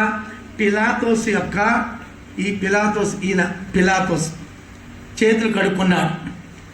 ఈయన భార్య చెప్పింది, రాత్రి స్వప్నంలో ప్రభు మాట్లాడాడు. భార్య చెప్పింది, ఆయన జోలికి పోవద్దు అని, పరిశుద్ధుడు, నీతిమంతుడు, ఆయన జోలికి పోయావంటే మన కుటుంబం నాశనం అయిపోద్ది, ఆయన జోలికి పోవద్దని రాత్రి స్వప్నంలో దేవుడు నాతో మాట్లాడాడు. కాబట్టి ఆయన జోలికి పోవద్దని పిలాతోస్కి భార్య చెప్పిన వెంటనే ఈ జడ్జి వచ్చిన వెంటనే చెప్పాడు, ఆయన నిర్దోషి, ఆయన ఏ దోషము లేదు, చేతులు కడుక్కున్నాడు. చేతులు కడుగుటనగా ఆయనలో ఏ దోషమో లేదు, ఆయనలో ఏ పాపమో లేదు, చేతులు కడుక్కున్నాడు. సహోదరి, మీకు కూడా ప్రభు సంఘాన్ని గురించి, సహోదరుని గురించి, ఈ కమలాపురం గురించి దేవుడు మాట్లాడతాడు, దర్శనంలో చూపెడతాడు. వెంటనే లేచి ఆ వాక్యము, ఆ దర్శనము నోటు బుక్లో రాసుకోవాలి, మర్చిపోకూడదు. చూపెట్టిన దర్శనము, మాట్లాడిన వాక్కులు, ఆ వాక్యము మీరు నోట్ చేసుకుంటే ఆత్మీయ జీవితంలో కట్టి లేపబడుదురు. దేవునికి స్తోత్రం. పిలాతోసు చేయగడుకున్నాడా, ఇప్పుడు ఎక్కడ తీసుకొచ్చారో చూడు. యేసుని పిలాతోసు ముందు తీసుకొచ్చారు, పిలాతోసు ముందు నిలబెట్టారు. చూడు, ఏం చేశాడు, ఏ అన్యాయం చేయలే, ఏ ద్రోహం చేయలే, అన్యాయంగా సిలువలో వేయబడుతున్నాడు. దేవునికి స్తోత్రం. ఈ యేసుని చూడు ఎంత భయంకరంగా ఉపద్రవించారు. ఆ యేసు కొరడాలతో కొట్టారు. చూడు ఎట్టా కొడుతున్నారో చూడు. బండానికి బిగించి, ఇక్కడ చూడు, అమ్మా ఇప్పుడు లేచిపోవద్దు, ఓ శాంతమ్మ ఇక్కడ కూర్చో, ఇప్పుడే వచ్చిందండి, ఎప్పుడు చూసినా లేచిపోవడమే. ఇప్పుడు 4వ సారి లేచింది. ఎవరు మీ కాడ 4 సార్లు లేచిపోయిందని చూడమ్మ. సరే చూడు, ఇవన్నీ చెప్తానంటే నీకు భయం లేదన్నమాట. విశ్వాసం చెప్పొద్దు, ఎట్లా లేచిపోకూడదని. చూడు ఎట్ట కొడుతున్నారు చూసావా, బండానికి బిగించి. ఈ కొరడాలు చూడు, ఇట్లాంటి కొరడాలతో పట్టుకుని కొడుతున్నాడు. ఇటు చూడు బాబు, ఇటు చూడు ఎట్ట కొడుతున్నారు చూసావా, ఎంత భయంకరంగా ఉందో చూడు. ఈ కొరడాలతో పట్టుకుని యేసుని ఎట్ట కొడుతున్నారు చూడు. అర్థం చేసుకో, శరీరం అంతా కూడా ఎంత బీభత్సం చేసేశారు. ఈ కొరడాతో కొడతాం వలన ఏమైందో తెలుసా, ఇదో చూడు, పట్టుకున్నారు, కొట్టే తలికి ఇది చుట్టూ తిరిగిపోయింది. ఇట్లా కొట్టే తలికి ఈ గాజు పెంకులు అన్నీ కూడా ఏమైపోయినాయి, లోపల గుచ్చుకుపోయిన ఆ యొక్క ఇదిని వాళ్ళు పైకి లాక్కుండా అట్టాగే లాగేశారు. ఎట్లా లాగేశారు, చుట్టూ కొట్టే తలికి లాగేసి వలన మనం పొలను దున్నినట్లు శరీరం దున్నబడింది. అందుకని వాక్యం ఏముంటుంది? నా వీపు మీద మీరు దున్నిరి. ఎక్కడ దున్నారు? నా వీపు మీద దున్నారు. చాళ్లతో వీపు దున్నిరి, సాగించలేక మూల్గేతిని, చాళ్లతో సాగించలేక. భయంకరమైన వేదన. చూడు, ఇట్లాంటి యొక్క కొరడాలతో కొట్టి కొట్టి ఆయన సిలువను భుజాల మీద పెట్టారు. పిలాతోసు ఇంటి పైన ఇప్పుడు సిలువ భుజాల మీద పెట్టారు. ఈ సిలువ యొక్క భారము 150 కేజీలు. ఎన్ని కేజీలు? యేసుకు అంత వెయిట్ కూడా లేదు. యేసుకు అంత వెయిట్ లేదు. ఇప్పుడు 150 కేజీలు బరువు ఎట్ట మోస్తాము? పిలాతోసు యొక్క జడ్జి జరుగుతుంది. పిలాతోసు ముందు, ఈ పిలాతోసు ముందు జడ్జి జరుగుతుంది, న్యాయ తీర్పు జరుగుతుంది. దేవునికి స్తోత్రం. ఈ పిలాతోసు ముందు జడ్జి జరుగుతున్న సమయంలో యేసు ప్రభుని నగ్నమైన స్త్రీలను నిలబెట్టారు. ఎవరిని? నగ్నమైన స్త్రీలను నిలబెట్టి భయంకర కుక్కలు, ఈ ఎత్తుగల కుక్కలు, భయంకర శబ్దం. కానీ స్త్రీల వైపే కానీ ఏ శబ్దం వైపు యేసు కళ్ళు తెరవల. అక్రమం వైపు, అన్యాయం వైపు యేసు తన చెవి ఇవ్వలేదు, కళ్ళు తెరవలేదు, నోరు తెరవలేదు. దేవునికి స్తోత్రం. అలా కొట్టి కొట్టి ఈ సిలువ 150 కేజీలు. ఎన్ని కేజీలు? 150. పచ్చి కర్ర.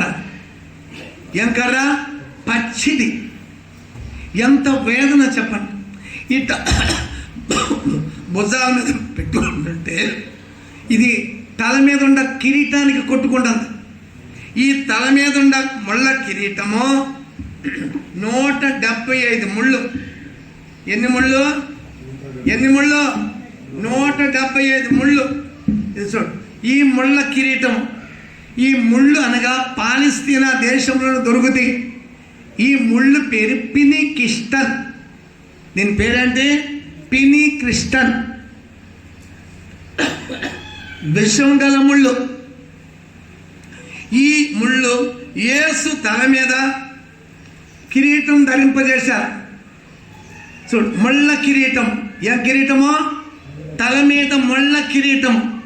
మన దుష్ట తలంపులు, దురాలోచనలు, అపవిత్రమైన తలంపులు, అపవిత్రమైన ఆలోచనలు పరిశుద్ధంగా మార్చడానికి యేసయ్య తల మీద ముళ్ళ కిరీటము. ఈ మొత్తం టోటల్ ముళ్ళు 175 ముళ్ళు. ఎన్ని ముళ్ళు? 175. 53 ముళ్ళు లోపల గుచ్చుకున్నాయి. ఎన్ని ముళ్ళు? 53 ముళ్ళు లోపల గుచ్చుకున్నాయి. ఒక తేలు పుట్టిందంటే గంట సేపు వేదన. ఈ విషముళ్ళు దిగిందంటే ఆ వేదన సహించుకోలేదు. 53 ముళ్ళు తలలోకి దిగి సుత్తులతో కొట్టారు. దాంతో కొట్టారు? సుత్తులతో. అప్పుడు ఎంత వేదన సహించాడు. దేవుని సన్నిధిలో కూర్చొని దురాలోచన చెయ్యొద్దు. దురాలోచన యోచించకూడదు. దురాలోచన యోచించేది ఇస్కారి యోధ. దేవుని నుంచి దూరమైపోయాడు. ఈ విధంగా ఈ దినాల్లో సేవకులు, విశ్వాసులు దురాలోచన వలన సేవ చేయలేమని వెళ్ళిపో. కొంతమంది సంఘముల నుంచి వాళ్ళు అట్ట అన్నారు, ఇట్ట అన్నారు, ఈ సంఘంలో ఉండలేను అని చెప్పి వెళ్ళిపోయి మరికొంతమంది ఇట్లాంటి స్థితిలో నుంచి కమలాపురం సంఘం ఉపదేశం స్థిరపడాలి. చూడు, ముళ్ళ కిరీటం ధరించి ఎంత నవ్వుతున్నారు, ఎంత గాయపరుస్తున్నారు, ఎంత వేదన పరిచారు చూడండి. దేవునికి స్తోత్రం. ఆ యేసయ్య సిలువను ఎత్తుకొని వెళ్తా ఉండగా కింద పడిపోయాడు. ఈ సిలువ మొయ్యలేక కింద పడ్డాడు. ఈ పక్కనున్నది సీమోన్, కురేనీయుడైన సీమోను. ఆయన లిబియా నుంచి ఆ దారిలో పిల్లల్ని తీసుకుని వెళ్ళే సమయంలో ఆయన పిలిచాడు, నువ్వు కూడా యేసు శిష్యుడివి, ఈయన మొయ్యలేకపోతున్నాడు, నువ్వు కొద్దిగా సహాయం చెయ్యి. దేవునికి స్తోత్రం. కురేనీయుడైన సీమోను ఈ గొల్గోతా కొండ ఎక్కక ముందు యేసు కింద పడిపోయాడు. ఇక్కడ కింద పడ్డాడు. ఇట్ట పడే సమయంలో మరియా వచ్చింది. ఎవరు మరియా? తల్లి అయిన మరియా వచ్చింది.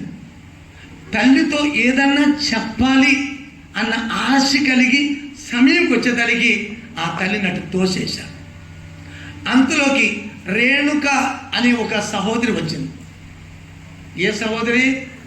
రోదిక అనే సహోదరి. రోదిక. పేతురు పాస్టర్ గారు సెరసాల్లో నుంచి బయటకు వచ్చే సమయంలో ఇంటిలో ప్రార్థన జరుగుతుంది. ఆ తలుపు కొట్టిన వెంటనే రోనిక అనే సహోదరి తలుపు అటు చూసింది. ఓ, పేతురు పాస్టర్ గారు వచ్చాడు. ఆ పాప వచ్చే సమయంలో ఆమె ఏం చేసింది? తనకు దగ్గరుండి ఆ టవలు యేసు ముఖం మీద ఇట్ట వేసింది. అట్టాగి ఆ టవల్ ముద్రించబడ్డది యేసు యొక్క ముఖము. ఈ ముఖము అట్టాగే ముద్రించబడింది.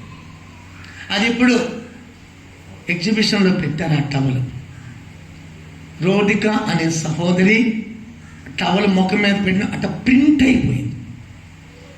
దేవుని స్తోత్రం. కింద పడే తలికి ఈ దుష్టులైన యూదులు ఎట్ట ఉండాలి? ఈ దుష్టులైన యూదులు ఎట్ట ఉండాలి చూడు. వీళ్ళు ఇనుప బూటలతో వీటి మీద తన్నారు. ఇనప బూటలు రొమ్ము మీద బుద్ధులు గుద్దారు. ఎవరి నిమిత్తము? నీ పాపము నా పాపము నిమిత్తం, నీ శాపము నా శాపము నిమిత్తం. యేసు ఇంతగా శ్రమపడ్డాడు. ఎట్ట కొడతంటే గడగడ వణికిపోతున్నాడు. ఆ యొక్క దృశ్యం చూస్తుంటే కళ్ళ నుంచి కళ్ళు నీరు ఆగదు. ఇక పాపాల జోలికి పోము, అక్రమం జోలికి పోము, ఇక లోకం జోలికి పోము. క్రీస్తు ప్రేమ, కల్వారి ప్రేమతో నిమగ్నలైపోతాం. చూడు, ఈ సీమోను, కురేనుడైన సీమోను కొంత సమయం ఆయన గోల్గాతాకి వెళ్ళే ముందు కింద పడిపోయాడు. చేయి పట్టుకుని 10 మీటర్లు ఈడ్చారు. ఎన్ని మీటర్లు? గోల్గోతా కొండ మీద 10 మీటర్లు ఈడ్చారు. చేయి పట్టుకుని ఈడుస్తుంటే ఈ కొండ దెబ్బల ద్వారా కండలుగా బయటకు వచ్చింది. కొన్ని కండలు ఏమైపోయినాయి? అంత వేదన ఈడ్చారన్నమాట. యేసుకి ఆ 10 మీటర్లు కూడా మొయ్యటానికి ఇష్టం లేదు. నేనే ఆ సిలువను మొయ్యాలి. ఆయన దగ్గర నుంచి సిలువ తీసుకుని మళ్ళీ సీమోన్, కురేనీయుడైన సీమోన్ సిలువను మోయట. కురేనీయుడైన సీమోన్ సిలువ మోస్తున్నాడు. ఇప్పుడు ఈ ఉదయకాలం మందు దొంగ మోసిన సిలువ మోస్తున్నావా? కురేనీయుడైన సీమోన్ మోసిన సిలువ మోస్తున్నావా? లేదా యేసు మోసిన సిలువ మోస్తున్నావా? దొంగ మోసిన సిలువ, ఆడు చేసిన అక్రమ అన్యాయం వలన వాడు సిలువ మోసాడు. కురేనీయుడైన సీమోన్ మోసిన సిలువ బలవంతంతో మోసాడు. యేసు దాని ద్వారా ఎవరికి ఆదరణ లేదు, మహిమ లేదు, సంతోషం లేదు. యేసు మోసిన సిలువ ద్వారా సర్వలోకానికి పాప నివారణ, పాప క్షమాపణ, వ్యాధికి విడుదల. ఆయన మోసిన సిలువ ద్వారా అనేకులు మహిమలోకి చేర్చబడ్డారు.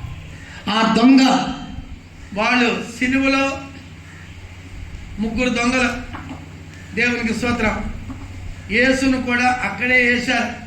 వాళ్ళ మధ్యలో ఉన్నాడు యేసయ్య. 3 దొంగలు మధ్యలో యేసయ్య, ఈ ఇద్దరు, ఒకడేమో మిఖాయేలు, ఈయన పేరు మిస్మాస్. ఒక దొంగ ఏమన్నాడు? యేసయ్య, నేను దొంగను ప్రభువా, నన్ను క్షమించు. సిలువలో ఉండి మనస్తాపడ్డాడు. ఈ మిస్మాస్ అనే ఈ దొంగ ఏమన్నాడు? నువ్వు దొంగవే, నేను దొంగని. నువ్వు సిలువ మీద ఉన్నావు, నేను సిలువ మీద ఉన్నాను. తనకు తాను తారతమ్యం చేసుకున్నాడు. బట్ ఈ దొంగ, నేను పాపిని ప్రభువా, నేను దొంగని ప్రభువా, నన్ను క్షమించి నువ్వు పరలోకానికి వెళ్ళినప్పుడు నన్ను జ్ఞాపం చేసుకో ప్రభుని క్షమాపణ అడిగాడు. ఆడు మారు మనసు పొందల, పాప క్షమాపణ లేదు. అక్కడ ఉన్న సమయంలో దేవుని క్షమాపణ అడిగాడు. వెంటనే యేసయ్య అన్న వాక్, ఈరోజే నాతో కూడా నువ్వు ఎక్కడుంటావో? పరదేశంలో ఉంటావు. ఈ ఉదయకాలం ముందు నీ జీవితంలో వచ్చిన దోషములు ఇతరుల గురించి నీతిగా మార్చుకోవద్దు. వాళ్ళు అట్ట ఉండాలి, వీళ్ళు ఇట్ట ఉండాలి, ఎవరిని చూడద్దు. యేసుని కాపీకొట్టు. ప్రభా, నేను దొంగని, నేను అపవిత్రుని, నేను రక్షణ లేదు, మారు మనసు లేదు, నన్ను క్షమించు ప్రభా. ఒక్క మాట నువ్వు అడిగితే నువ్వు కూడా నరకానికి పోకుండా పరదేశాన్ని నూతన భూమికి చేర్చబడిదవు. దేవునికి స్తోత్రం. యేసయ్య ఒక్క ఎముక కూడా ఎరగలేదు, ఒక్క ఎముక కూడా ఎరగలేదు. బాకీ వీళ్ళ ఇరువురి యొక్క దొంగల ఎముకలు ఎరిగింది. యేసయ్య లేఖనంలో రాయబడినట్టుగా యేసయ్య ఎముకలు విరగొట్టబడలేదు. దేవుని పరిశుద్ధ నామముకు స్తోత్రం. ఈ యేసయ్య చూడండి, ఆ శిలువ మీదకి వెళ్ళే ముందు ఎట్టా మేకులతో కొట్టారో చూడు. ఆ మేకులు ఎట్లా ఉండేవి చూసారా? ఎంతంత పొడుగునుండి, ఎంత పొడుగుంది ఆ మేకులు. దేవుని స్తోత్రం. ఎక్కడ కొట్టారు ఆ మేకులు? ఇక్కడ కొట్టలేదు, ఇక్కడ కొడితే చీలిపోయేది, ఇక్కడ కొట్టారు. దేవుని పరిశుద్ధ నామ స్తోత్రం. ఆయన్ని సిలువ వేయటకు ముందు ఆ గోల్గొత్తాకు తీసుకెళ్ళి, గోల్గొత్తా ఆ కొండ మీద చూడు, ఆయన మీద కూర్చుని ఎంత మేకులు కొడుతున్నారో చూడు. ఎంత హీనంగా, ఎంత ద్రోహిగా ఈ దృశ్యము ఎంత ఘోరంగా ఉందో చూడు. ఆయన మీద కూర్చుని సిలువగా మేకులు కొడుతున్నారు, ఈడుస్తున్నారు అన్నమాట. ఆయన ఎట్లా మేకులు కొడుతున్నారో చూడు.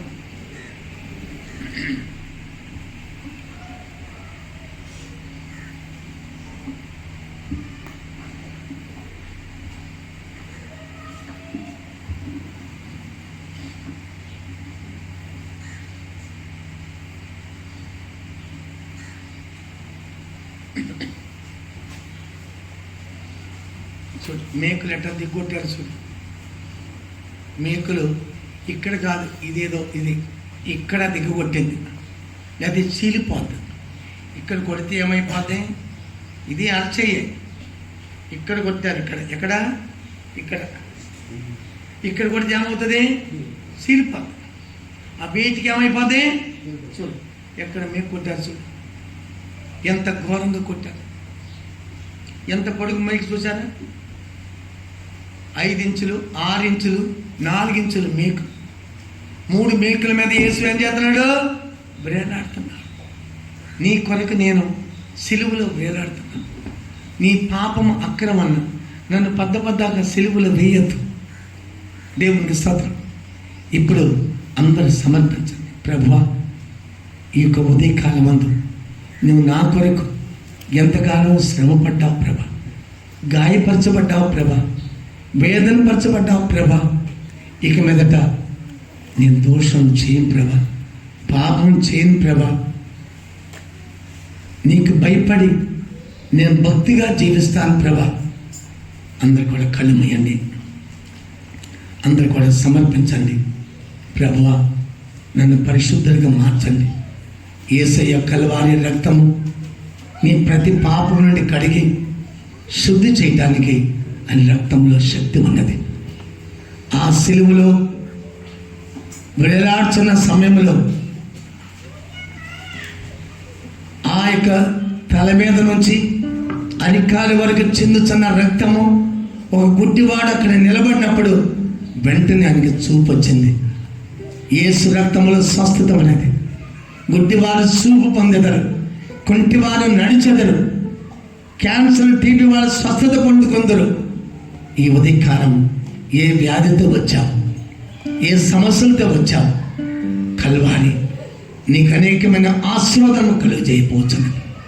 అందరి మోకాళ్ళ నిలబడు, అందరి కళ్ళు మూయండి. ప్రభా, నా ప్రార్థన క్షమించు. నా నిమిత్తమే ప్రభా కల్వారిలో రక్తం కార్చా ప్రభా. నా నిమిత్తం ప్రభా నిందించబడింది. ఆయన చూచుటకు ఏ మనుషులు చూడలేడు. ఆయన ముఖమంతా వికారంగా ఉన్నది. అట్ట ఇట్లాంటి ముఖం ఎవరు చూడలేరు ప్రియులారా. అందరూ కూడా కన్నీళ్లతోను వేదనతోను నీకు విరోధంగా నేను పాపం చేశాను ప్రభా. ఫరో రాజు దేవునికి నడిపించే వారికి విరోధంగా నిలబడటం వలన ఫరో తన పాపాలు ఒప్పుకుంటున్నాడు. ఆకాను ఎరుకో పట్టణంలో వస్తువులు తీసుకుని గుడారంలో దాచిపెట్టి దేవునికి విరోధంగా పాపం చేసి, ప్రభా నేను పాపం చేశాను, నీకు విరోధంగా నన్ను క్షమించు ప్రభా. సౌలు పాపాలు ఒప్పుకోలు చేశాడు. నాకు దావీదు నా కుమారుడా నీకు విరోధంగా నేను పాపం చేశాను. యూదా ఇస్కరియోతు నిర్దోషమైన రక్తాన్ని పట్టించానని నేను పాపం చేశాను, ఒప్పుకోలు చేస్తున్నాను. ఈ వచ్చిన చిన్న గ్రూపులో ఎంతమంది ఒప్పుకోలు చేస్తారు? ఎంతమంది హృదయం కల్వారి ప్రేమతో నింపబడుచున్నది? ఎంతమంది హృదయం కరుగుచున్నది? నీ కొరకు నా ప్రాణం పెట్టలేదా? నీ కొరకు నా జీవం ఇవ్వలేదా?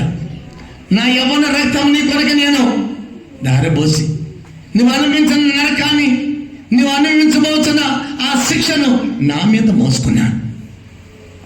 మన మీద ఎంత ప్రేమ చూడండి. ఆయన ప్రేమ, ఆయన కనికరం, ఆయన దయ ఎంత గొప్పది. ఈ ఉదయకాలం మందు రండి, కల్వారి వైపు రండి. ఈ ఉదయకాలం మందు యేసు వైపు తిరగండి. ఆయన శరీరాన్ని భుజించబోచున్నాం, ఆయన రక్తాన్ని త్రాగబోచున్నాం. ఆయన రక్తంలో శరీరంలో పాలు పొందకపోతే సంఘంలో నువ్వు కొట్టివేయబడతామనే వాక్యం రాయబడింది. పసహాను ఆశ్రయించు. పసహా గొర్రెపిల్లని యేసు ప్రభు మన కొరకు వధించబడి ఉన్నాడు. సిలువలో వేలాడి 7 మాటలు చెప్పాడు. సిలువలో ఉన్న సమయంలో తండ్రి వీరేం చేస్తున్నారో వీరికి తెలియదు, వీరికి క్షమించమన్నాడు. మనం ఇతర అపరాధాలు క్షమిస్తున్నామా? ఇతర అపరాధాలు క్షమించి మర్చిపోతున్నామా? పదాగా తవ్వి వారికి ముందు పెడుతున్నామా? గాయపరుస్తున్నామా? యేసులాగా మార్చబడు.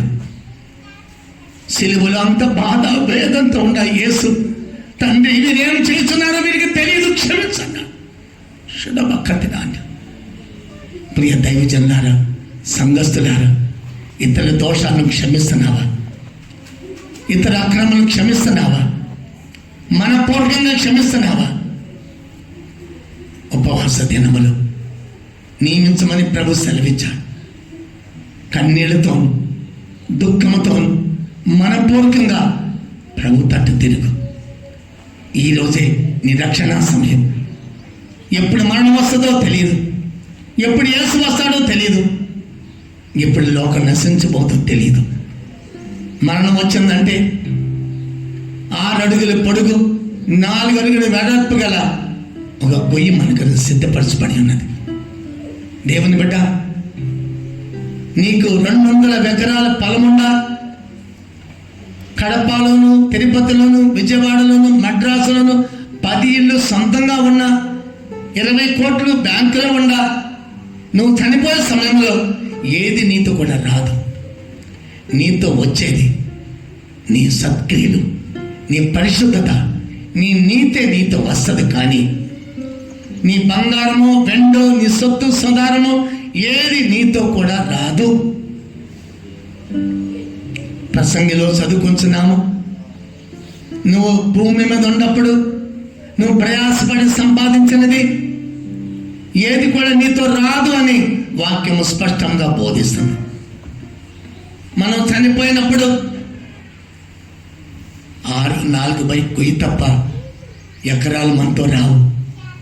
నీ చేతిలో బంగారపు ఉంగరాలుండా, నీ మెడలో 1 కేజీ బంగారం పెట్టుకున్నా, నీ చేతి బంగారు గొలుసులు పెట్టుకున్నా, చనిపోయిన వెంటనే అన్నీ తీసుకుని దాచుకుంటారు. దిగంబరిగా నేను వదిలేస్తారు. ఒక్కటి కూడా ఉండనివ్వరు. వాక్యం అంత సత్యమో చూడండి ప్రియులారా.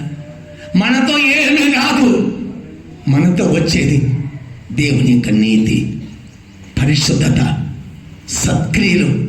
భూమి మీద ఉన్నప్పుడు ఏం సత్క్రియలు చేస్తున్నావో, ఏమో పరిశుద్ధంగా ప్రవర్తిస్తున్నావో అదే నీతో వస్తుంది ప్రియులారా. బాకీ ఏది నీతో రాదు. అందరి కల్వారి తేరి చూడండి, యేసు ముఖాన్ని తేరి చూడండి. నీవు చూసినప్పుడు నీ హృదయం బద్దలవదా? అది చూసినప్పుడు నీ హృదయం కరగదా? నా కుమారుడా, కుమార్తె, నీ కొరకే 3 మేకల మీద నేను వేలాడుచున్నాను. ఇప్పుడు ఆ పరిశుద్ధ రక్తాన్ని తిన్నప్పుడు నాతో నీకు ఐక్యత ఉన్నది. నా శరీరము భుజించినప్పుడు నాతో నీకు సహవాసం ఉన్నది. ఇది తిని తాగని వాడికి నాతో పాలు లేదు. ఇది తిని త్రాగువాడు నేను వచ్చే వరకు నా మరణాన్ని ప్రసరించమని ప్రభు సెలవిచ్చాడు. తిని త్రాగటం వలన నీకు నిరీక్షణ కలుగుతున్నది. నేను వచ్చే వరకు నన్ను జ్ఞాపకం చేసుకోలేమో అది ఇప్పుడు చేయబోతున్నా. అందరూ కూడా సమర్పించు. మోకాళ్ళ మీద నిలబడు. బాచిబడ్డలు కాదు, చిన్న మోకాలు కాదు, మోకాళ్ళ మీద నిలబడు. నోరు తెరిచి ప్రార్థించండి. దోషాలు ఒప్పుకోండి. ప్రభా క్షమించమని అడుగు ప్రభుని. కల్వారి వైపు నీ ముఖాన్ని తిప్పు. రోబా కష్టాన్యం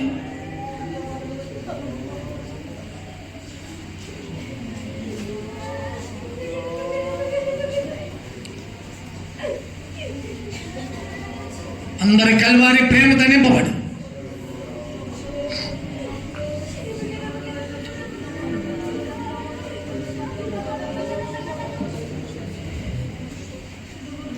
జీవితం అది వస్త్రాన్ని కాపాడుకో.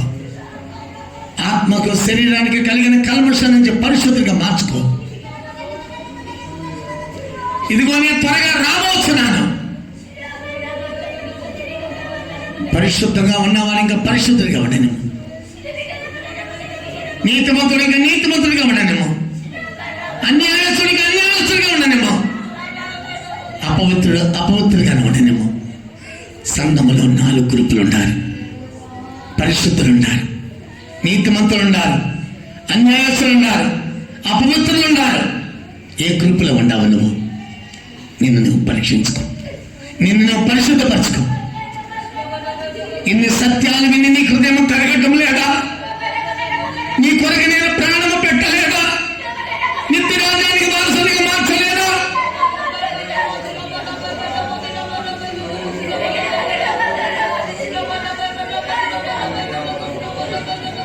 ప్రభువా నన్ను క్షమించమని అడుగు. ప్రభువా నన్ను క్షమించమని అడుగు.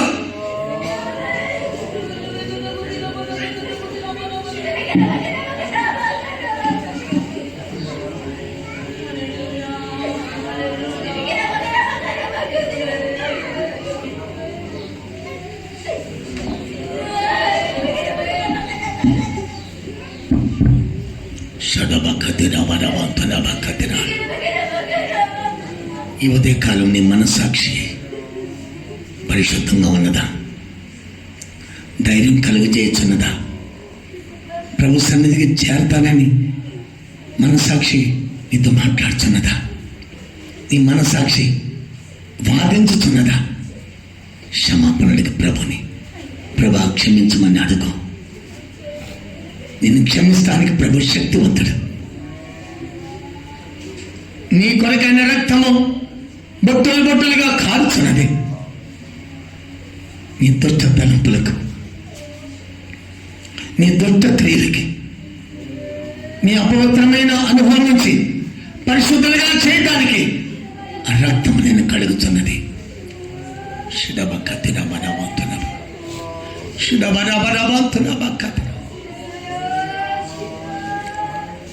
నోటెరువు సహోదరి ఇట్ట కూర్చోవద్దు.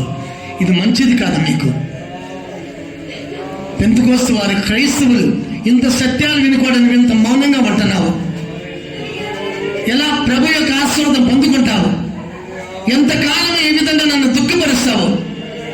నిన్ను చూసి నేను దుఃఖపడుతున్నానని ప్రభు ఏడుస్తున్నాడు. సిలువలో ఉండి యెరూషలేము కుమార్తెలారా, నా కొరకు ఏడవద్దు, నీ కొరకు మీ పిల్లల కొరకు ఏడవమన్నాడు. దేని కొరకు నువ్వు ఏడుస్తున్నావు? క్రీస్తు నా కొరకు చనిపోయాడని ఏడుస్తున్నావా? నా పాపాల పరిహారం చేసని ఏడుస్తున్నావా? నన్ను శుద్ధి చేయమని ఏడుస్తున్నావంటే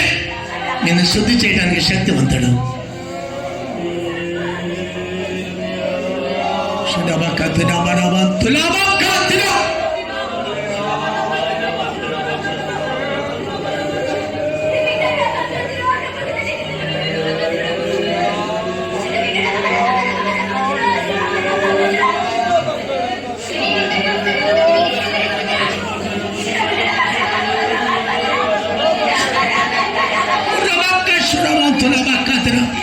కల్వారి ప్రేమ దిగుతున్నది, కల్వారి శక్తి దిగుతున్నది, స్వస్థపరచడము దిగుతున్నది.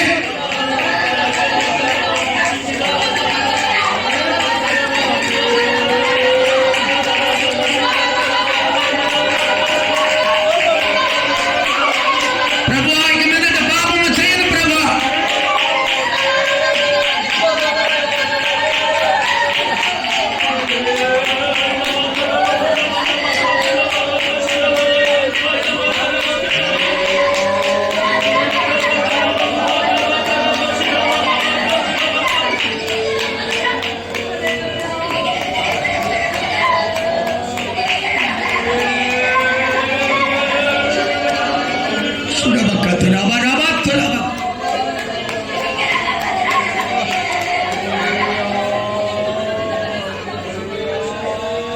కల్వరి ప్రేమకు చాటి అయినా ప్రేమయ లేదు ఈ భూమిలో.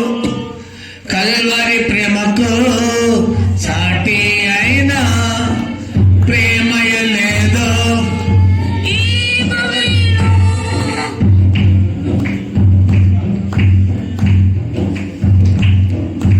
కల్వరి ప్రేమకు సాటి అయినా ప్రేమయ లేదు ఈ భూమిలో. సజీవ బలిగాని నన్ను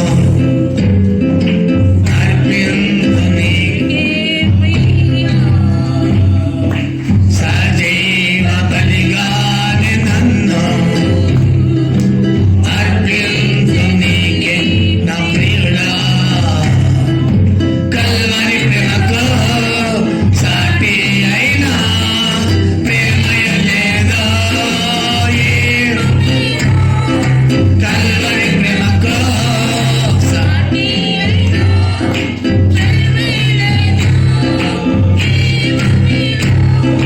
సజీవ బలిగాని నన్ను. ఆమేన్. సజీవ బలిగాని నన్ను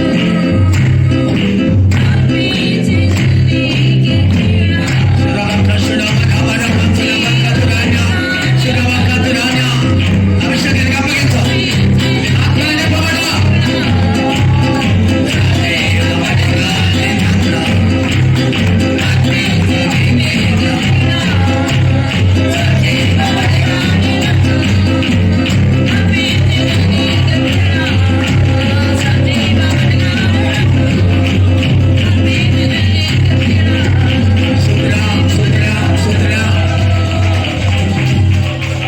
ప్రభు వినిపించిన సత్యాల కొరకు స్తుతించదమా. స్తుతిరాం స్తుతిరాం స్తుతిరాం. ఆయన రక్తానికి శరీరానికి యోగ్యులుగా దేవుడు మార్చాలి, సేవను దేవుడు అనుగ్రహించాలి. ప్రార్థించదమా. ప్రభువా మమ్మల్ని మీ రక్తానికి శరీరానికి యోగ్యులుగా మార్చండి ప్రభువా. యేసయ్యా ఉదిరాం స్తుతిరాం స్తుతిరాం స్తుతిరాం. ప్రభు యోగ్యులుగా మార్చున్నందుకు స్తోత్రించదమా. స్తోత్రం. యేసునామ కొరకు స్తోత్రించదమా. తండ్రి కుమార పరిశుద్ధాత్మను స్తోత్రించదమా.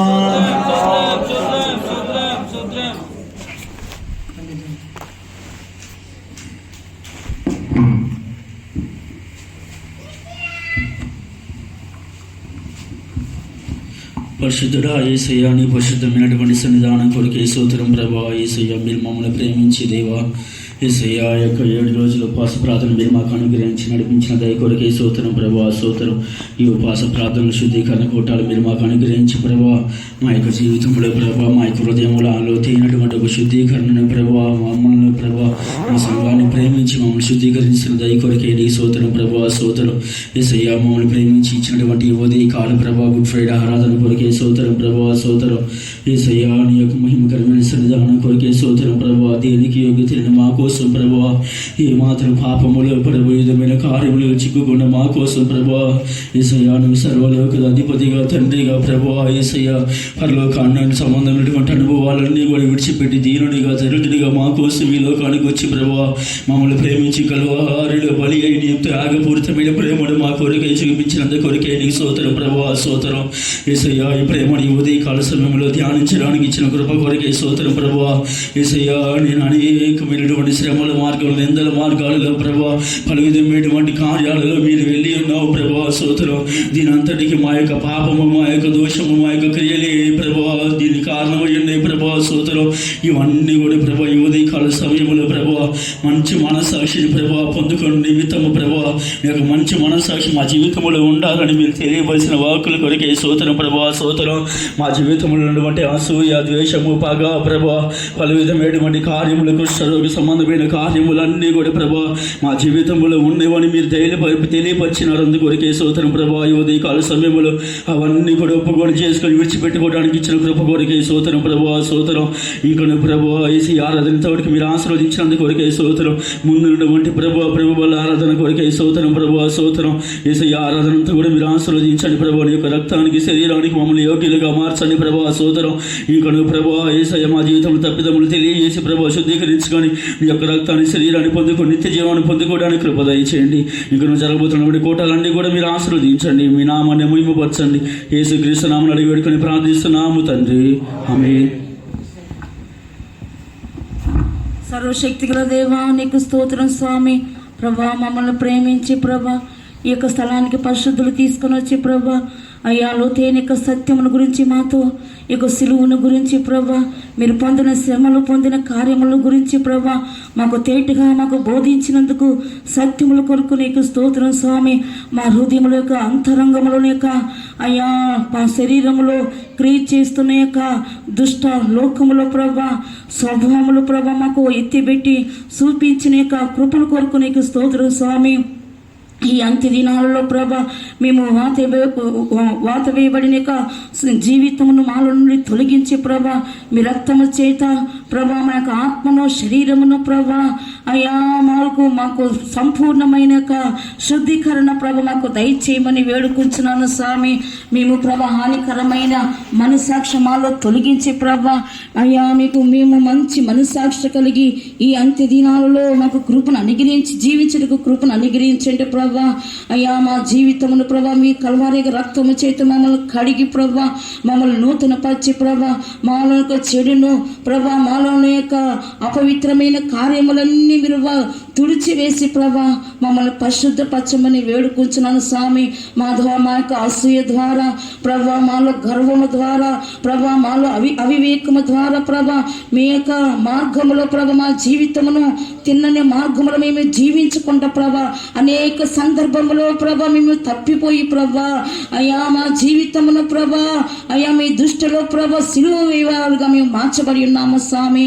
వాటినన్నిటిని ప్రభా ఈ ఉదయ కాలమున పరిశుద్ధుల ద్వారా ప్రభా మాకు తేటపరిచి గ్రహింపును కలుగ చేసినందుకు నీకు స్తోత్రం స్వామి. ఈ అంత్య దినాలలో ప్రభా మీరు జీవించిన ఉన్నతమైన జీవితమును, పరిశుద్ధమైన జీవితమును ప్రభా మేము జీవించే ప్రభా నిత్య యొక్క రాజ్యములో ప్రభా మీతో నిలుచుటకు మాకు సహాయం దయచేయండి. మమ్మల్ని పరిశుద్ధపరచమని వేడుకుంటున్నాను స్వామి. అయ్యా ఈ లోకములో ప్రభా అయ్యా మా యొక్క జీవితము ద్వారా, మా యొక్క క్రియల ద్వారా, అయ్యా మా యొక్క నోటి ద్వారా ప్రభా మా యొక్క ప్రభా లోతైన యొక్క అయ్యా చెడు కార్యముల ద్వారా ప్రభా మేము సిలువ వేయబడి ఉన్నాము ప్రభా. అయ్యా వాటినన్నిటిని మీరు మా కొరకు సహించి మోసి ప్రభా భరించి ఉన్నారు స్వామి. మీరు మమ్మల్ని ఎంతగానో ప్రేమిస్తున్నారు స్వామి.